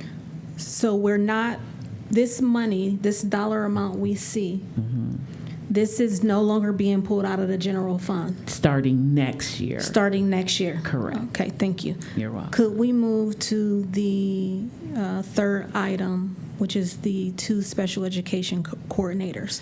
So these are currently 2 vacant positions. We have 2 special ed coordinators. One was formerly over what we call our child study department or employees. Those are our school psychologists. And so this position was not replaced when he retired. And the other is a special ed coordinator that was providing support from an administrative perspective to our schools. So beneath that, it says vacant positions. Correct. So how we're factoring this $363,244 in the non-reduction in force, what this means is that we're not going to fill these 2 positions. Correct. So we're saving $363, and 63 Yes. $100,000. Yes, I get it. $244. Correct. Okay, please excuse me. That's okay. Can we move to the 4th item? Yes, so we have 1 director of student services. This position we have interviewed. It has not been filled as of yet. This is the position that our current assistant superintendent held. And so we did go through the interview process. We tentatively have a candidate identified, and if able to offer the position, this is what the savings would be due to a compensation adjustment. So this is not a position that's currently filled. Correct. If this position was filled, We would save $30,000. Okay. Can we move to the the 5th item, please? Yes. So 1 director, technology services. The savings here is that the position used to be an executive director, and upon the resignation of our former executive director, I changed the position to a director. That's what it was previously. And to the other gentleman having it 2 gentlemen ago, that's correct, it was a director position. And so by returning it to a director position and adjusting the compensation, it is a savings of the $11,620. So does this position exist within our district? Yes, it does. But instead of the person being an executive director, his title is director. And that is a savings of $11,620. Which is the difference in both positions, if I'm Yes. understanding what you're saying? Yes. The last one, could we please review the assistant superintendent position? So yes, this is our current assistant superintendent. There was a change in title. Our former superintendent had the title of assistant superintendent and chief academic officer. So that is a change. There is a change in compensation, and there is also a change in the benefit package, which would total a reduction of $55,000. So we know that this position exists, but there's been change in the dollar amount that is being compensated for that position. Correct. Okay. In the amount of $55,000. Thank you for answering those questions. So this brings me to my point and question.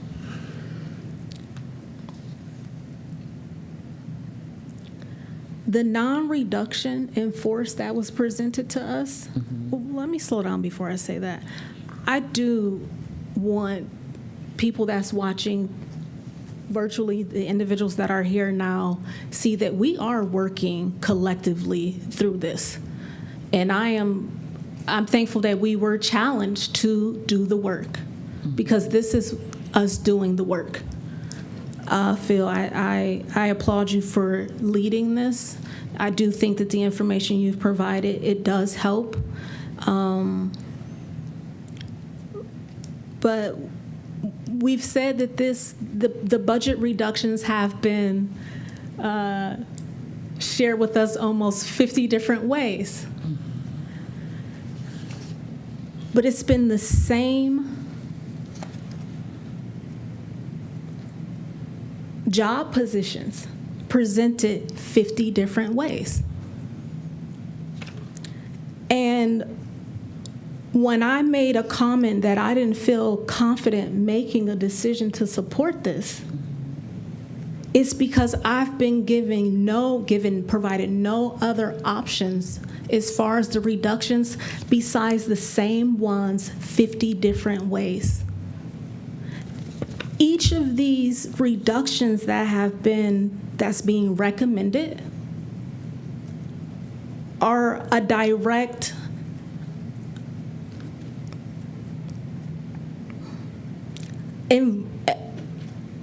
these are important positions that have direct contact with our most vulnerable students.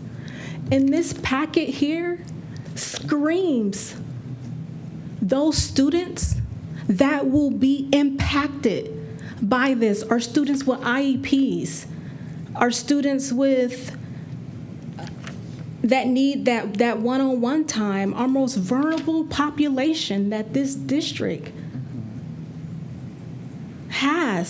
will be deeply impacted by this. So my question is, outside of these proposed reductions that have the most direct contact with our student body, were there other options when we decided on how and what positions we were going to reduce?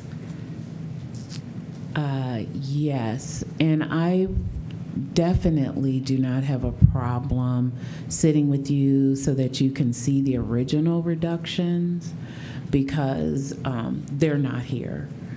We, as Member Harrison stated, the board was given an opportunity to ask for adjustments, and that's what, when I received feedback, I made those adjustments.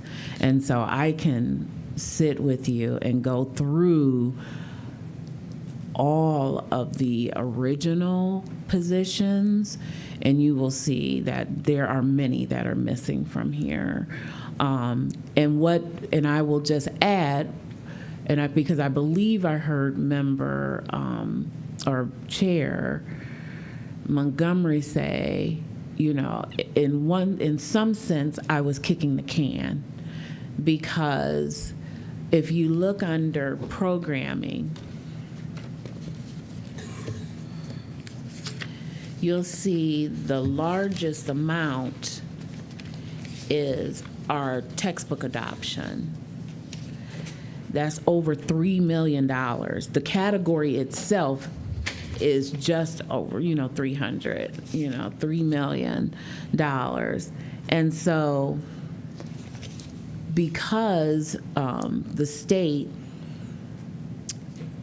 has made a new criteria that they're going to identify what they consider to be effective curriculum, if I'm using the correct terminology, high quality instructional materials, we decided to put it on hold so that the state could come up with their list first. So we didn't purchase first, and then whatever we purchased wasn't on the list.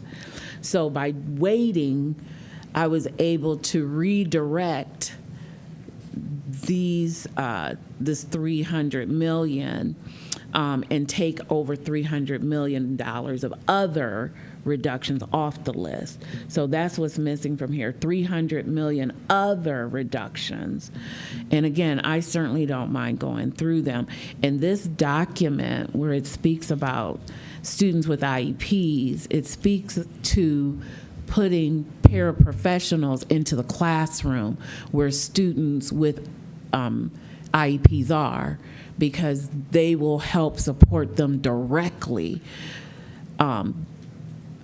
And again, what I really I need to say is, the work we're doing is because we're not funded correctly. I would never want to advocate to lose a staff member. So that's the other lens that was used here, was that these reductions, based on the staffing that we have and the openings, the vacancies that we have, would empower the administration to offer different positions so that they still remain part of the APS family. So that was for this year. With this $11 million, we are looking to achieve that. I cannot say when we go to do our surgical removal of $27 million, we'll have the same opportunity, but at this point we do. And so to have although I know that our paraprofessionals that are in the libraries, that is great work that they're doing, but it doesn't, it's not required by law. So when your budget starts to shrink, I believe as stewards, we have to look at what's also mandated. And where it's mandated, we should feel. And so by moving them, adjusting them to classroom positions, it allows us to meet the state mandate of having paraprofessionals with students that have IEPs versus possibly working in a different environment where it's not legal, that they have to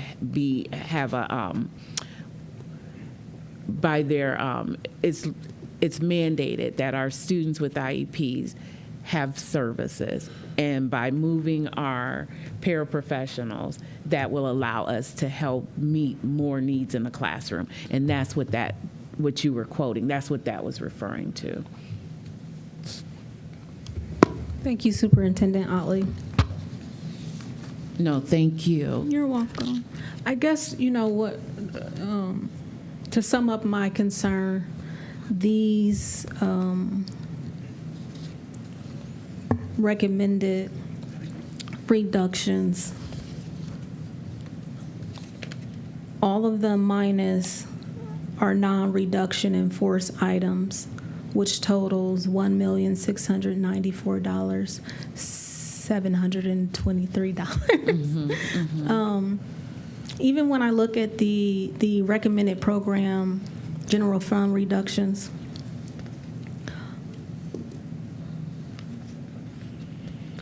all of these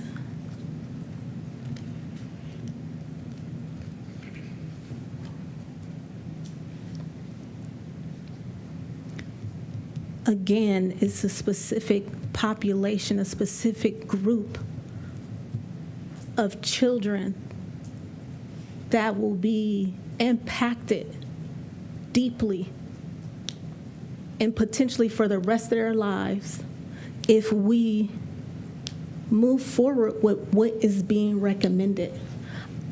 I know the seriousness of the lack of funding and why there's urgency to this matter.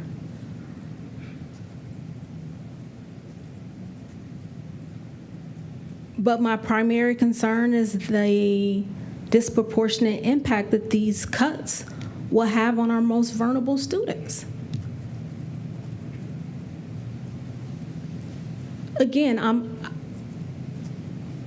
I know why we have to do this. This has to be done. But to not acknowledge that most of these reductions target, a specific group of students in this district. I would like to see, or at least hope at some point, that we're not going to continue to be presented with reductions that are not taking away some of the most valuable resources that this district has to offer its students. Because, again, the program recommended reductions, extended testing time to reduce for testing coordinators, since already a part of the supplemental contract, extracurricular optimization, summer programming, 10th grade PSAT, NMSQT, preliminary SAT National Merit Scholarship qualifying testing. I mean, these are resources that our children need.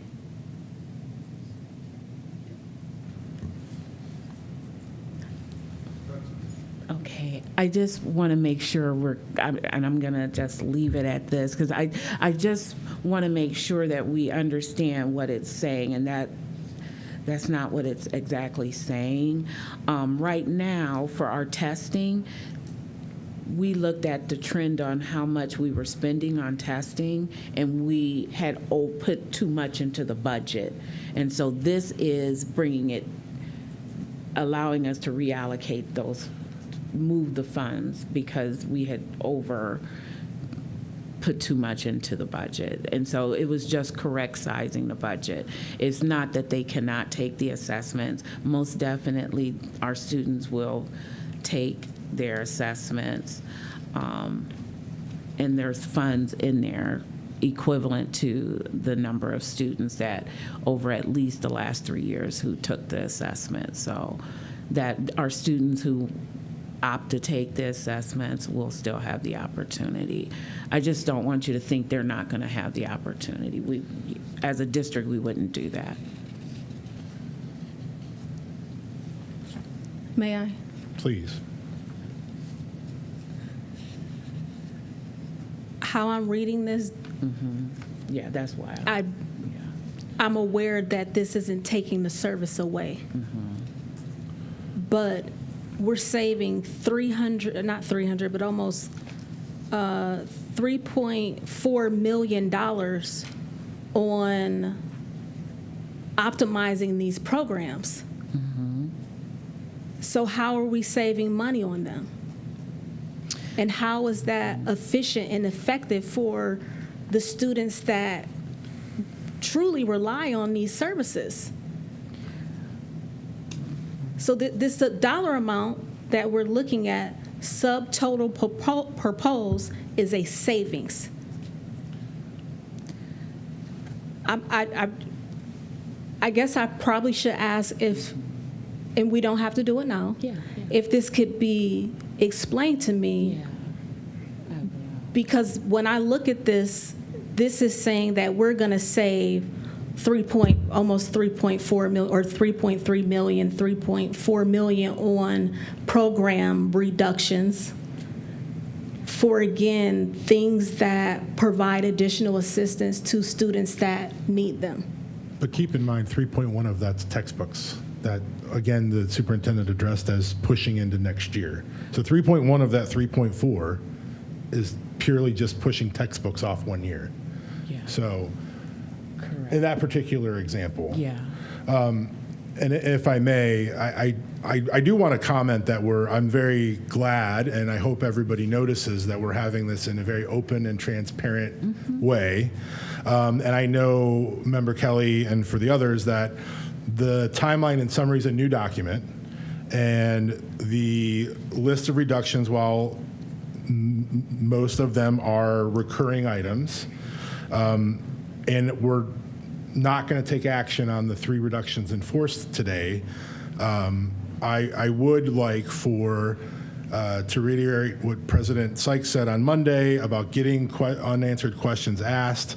I want to look at having those conversations and everybody getting, so I'm going to recommend that we don't move on the 3 today, so everybody can ask whatever final questions they want to ask.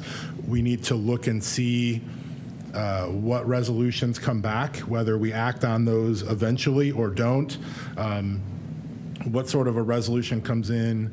As I said at the May meeting, a regular May meeting, we'll take a first look at appropriations and budget for where these items fit in. And then ultimately, it'll be whether we just approve a budget with line items, or if the board collectively comes back and says, we're going to approve these detailed line items.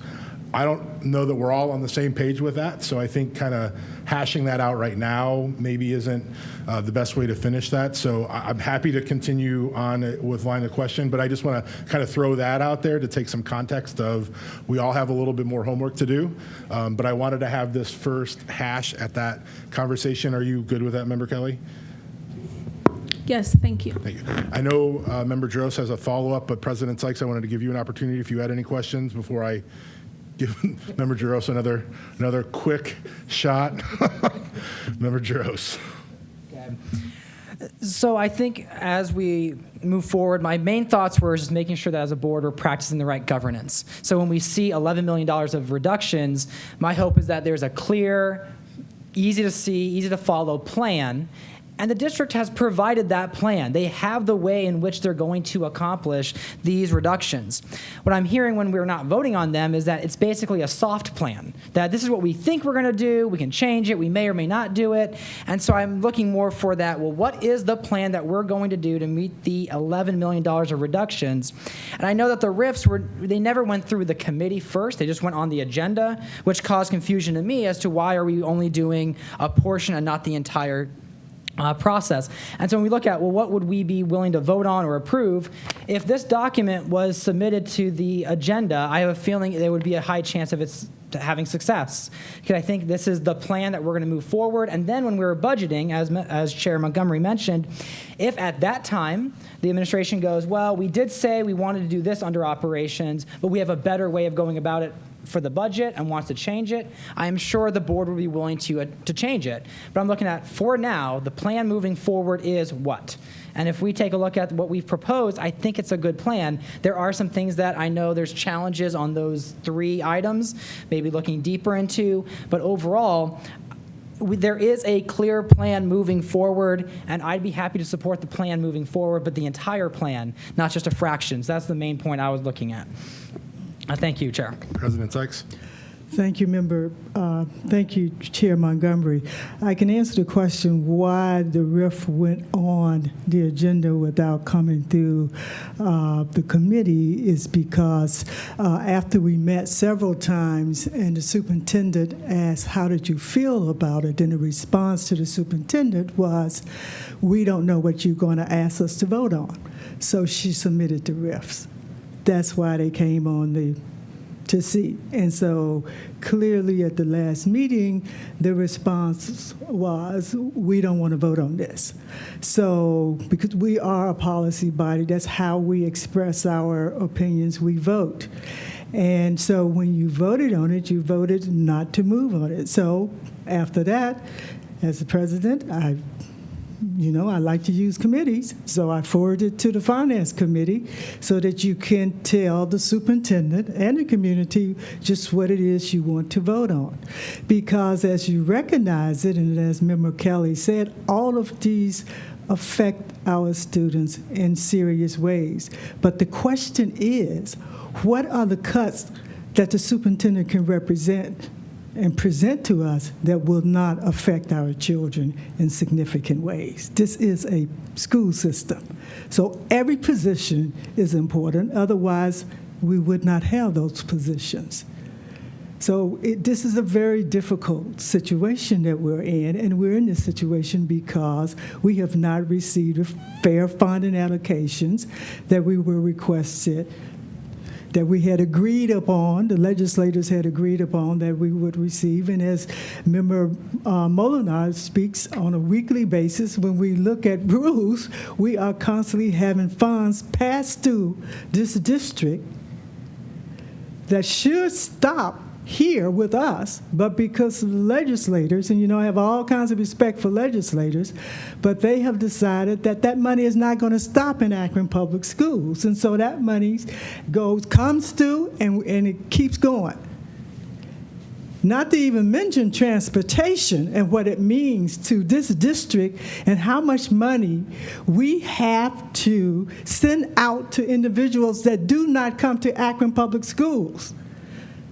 That we have our children, 15,000 plus, that's walking to school, but under transportation, the state of Ohio, we pay to bus or we reimburse their parents to take them to a school other than Akron Public Schools, and that comes out of our budget.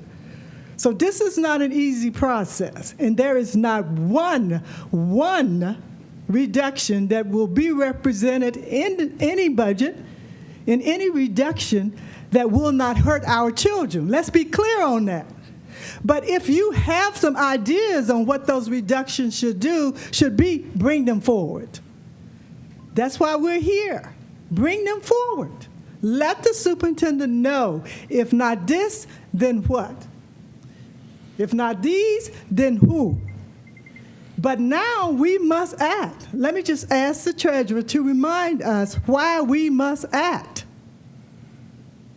What is the timeline that we're dealing on, what we have to say to the auditor, and where we can find ourselves if we don't? So we have submitted our forecast, our February forecast, with the 11 million in cuts in there. I would need to resubmit by the end of June to update that if we don't get these passed by then. If I take the $11 million out, we would be in fiscal precaution right now, and I'd be working with ODEW consultants to begin to figure out how we move ourselves out of that process. So I just want to, I'll get to you in a second, Dr. Molnar. I just kind of want to add to what Member Jaros and President Kelly said. In terms of a package and what's presented, and we are a governing body, and as of today, it sounds like we still have differing opinions as to what the approach is going forward. And at some point in time, we're going to have to come to some sort of a consensus as to what moves forward, what resolution is out there. I still firmly believe that we approve the budget and we move on. If some members believe that we need to approve line items and detail, show me the policy that says that, or present a resolution that says that. We are a 7-member body that will have to be deliberative, and we've all said from the get-go, we're having this open dialogue. It's not like anybody has any animosity against anybody because of their opinion. We're all saying what we feel, and at the end of the day, we will make decisions that will affect this district. And to add on to what President Sykes said, there is a timeline, there is a way in which we have to do this, but I will remind everybody, and the superintendent said it just a little bit ago, this $11 million reduction still causes us to deficit spend $27 million in fiscal year 27. We have the cash reserves for it today, but if you look at the financial forecast for 2030, we're looking at being in a cash deficit of $112 million. And so we can't operate that. So if you think these 17 positions and this $11 million is hard, and we're going to sit and deliberate this for 4 months, wait till we have to cut another $27 million in the next couple months and $100 million in the next 3 years. So I'm not saying that to be disparaging. I'm just saying we have a lot of tough decisions. We were all elected to make these decisions, and we have to figure out how to do it in a way in which we all have our thoughts heard, but also act in a way in which that we achieve and meet our deadlines, because I guarantee you, you do not want the auditor of state or Ohio Department of Education coming in to make the cuts for us, because they're just going to come in with a sledgehammer when something needs a scalpel. So I just want to have everybody brace for that. We've got a lot of work to do, and I value everybody's opinion, and that's why I wanted to have all of this out on the table. We'll continue to do that. I will, before I kind of finish this up and do a timeline, I know Dr. Mulliner, you have another point? Yes, thank you. I have a question based on something Treasurer Bauer said, but acknowledging this is hopefully the last thing I say, I'm going to just try to summarize.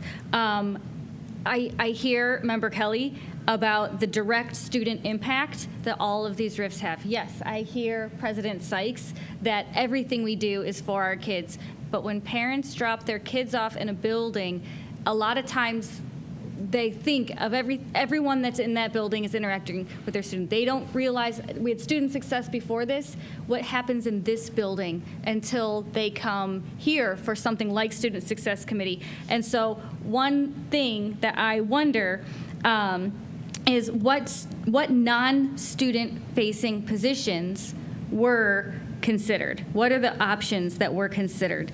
Member Harrison mentioned that there, and I think Superintendent Outley, you mentioned that there were a whole lot of other things considered, and he mentioned one and it pulled off. That's why the data is so helpful, because when I look at something, I want to know, was this a database decision or was this Harrison's idea? We might not agree with that. So let us know, what did you do? Where did that come from, and what else was considered? Because as President Sykes said, if we have other ideas, present them.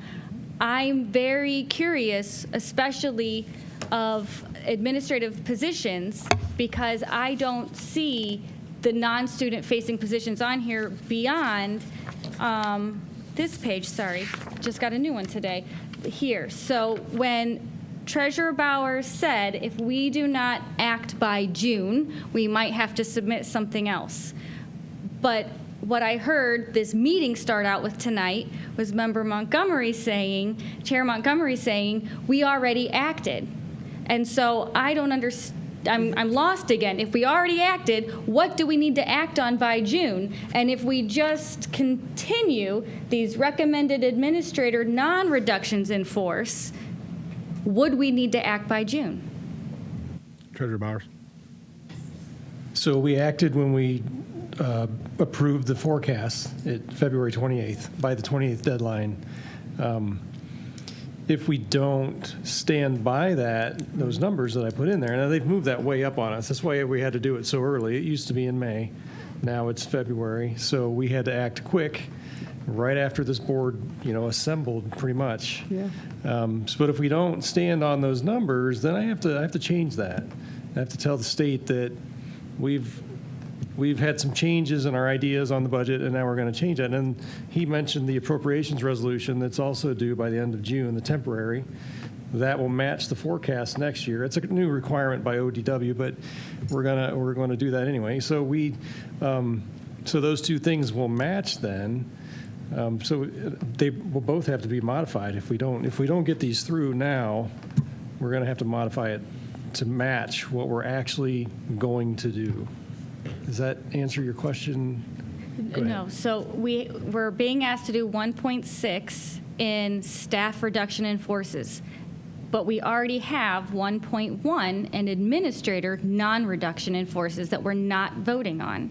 So if we don't vote on the 1.6 staff, and that 1.6 was added to the 1.1 to be a 2.7 administrator non-reduction in force, would we need to act in June? So yes, is the short answer. We have to act in June to officially reduce the 11 million in appropriations. We've reduced it in the forecast. So now we have to match it to the appropriation.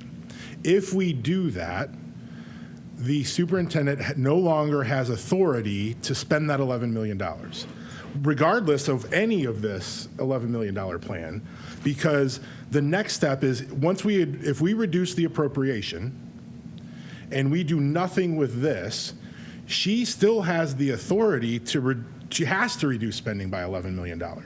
Whether it's one of these items or some other item, we have no say over that, but if we have reduced the appropriation, she has no choice but to cut spending.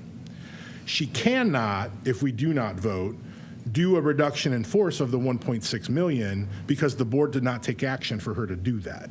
So the 9.3 million that is non-reduction in force, if we cut the budget, she has to do it, whether it's any of these line items or not. So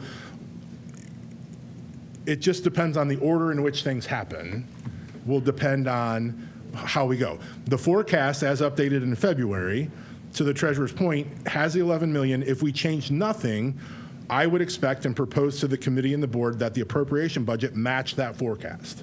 And then from there, there's nothing else left to do, and she's got to reduce spending. If we don't do the reduction in force, like to your question earlier, she would have to come up with that 1.7 million somewhere else because we've reduced her budget by 11 million. I don't know if that helps. So right now there's nothing to do other than to approve the budget reduction in June officially. May I also remind the board that we actually reacted and submitted our 5-year plan even before this year. You might remember after the election when the former superintendent brought in the 5-year plan, there was no reductions, and we held it up to say we just passed a ballot issue. And we have to show that we are willing to show that we will reduce our spending. And so we held it up for 2 weeks, even though we was warned, the state is going to, they're going to look unkindly under this because we did not send in our 5-year projection in a timely fashion. And what we did at that time, we said the administration has to show that we understand that we are spending our reserves at a rate faster than we should.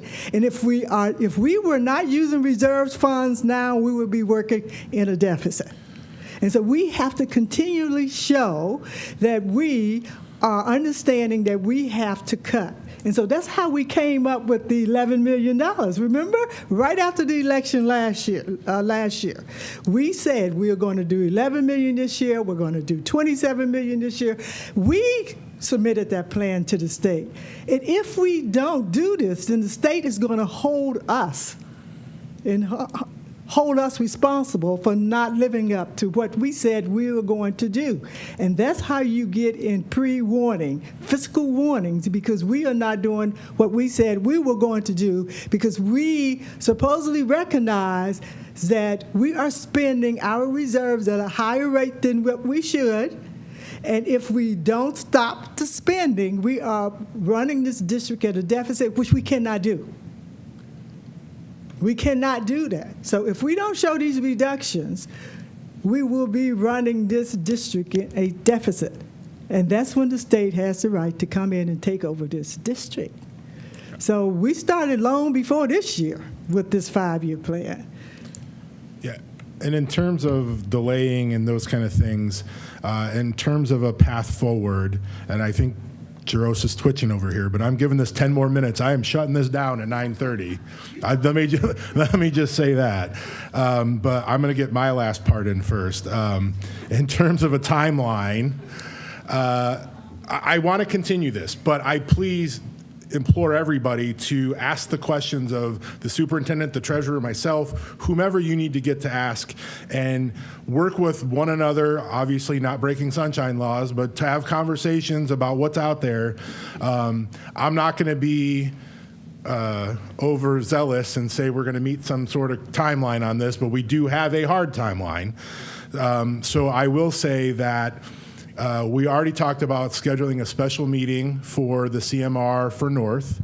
I will commit to putting this on that agenda as well. We will talk about this at every Finance Committee meeting until we get a resolution.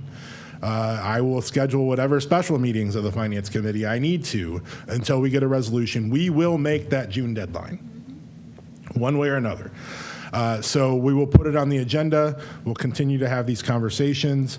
We'll work through the necessary things. We will do it all in public and open. Everything's going to be transparent about this. These have all been great questions. Again, we're all good colleagues. We're all doing this together. We're all just trying to make sure we know all the answers, and we will do that. And so I'm going to give you the final question, unless I need to rebut. Thank you. Mr. Jarosz. Thank you, Chair Montgomery. Again, I think we all know the gravity of the situation. We know what the challenges we are facing, and we know we have to come up with the $11 million. What we're looking at is, if the board is only approving 1.6, then apparently we've already made 9.4 million. Without any board action is what is currently being stated. If we do not have to, if only we have to vote on the RIFs. We've already made 9.4, according to the current plan. But all I'm suggesting is that to validate the direction we want to go, that we can tell the state that we are making $11 million of reductions, where maybe the predecessor said they would do it and didn't do it.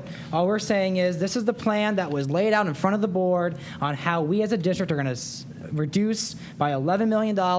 If this was on the agenda, I would be happy to support the plan, and then we would not have to delay any further. Those are my remarks. Superintendent, treasurer, any last thoughts? I thought Dr. Molinar had a good question that Nathan just kind of sort of addressed there. The difference between the RIFs and the other cuts will remain in the budget, right? No matter what, as far as I'm understanding this. Which will satisfy the state. Yeah, we will still, we'll be closer to the precaution mark, but not at it. If we leave that $9.5 million or whatever the number is, the difference. So that is a good point she brought up, and so we need to act on this remaining amount to get to the goal that was given the superintendent in some fashion. But that is a good point. I just wanted to clarify that. So, all right, I'm calling it. The next official meeting of this committee will be on Wednesday, May the 20th at 6:30 in this boardroom, but will be subject to call at a special meeting at a date to be determined, but will be publicly announced. If there is nothing else, can I get a motion to adjourn? So moved. Second? Second. All in favor? Aye. Aye. Any opposed? Good night.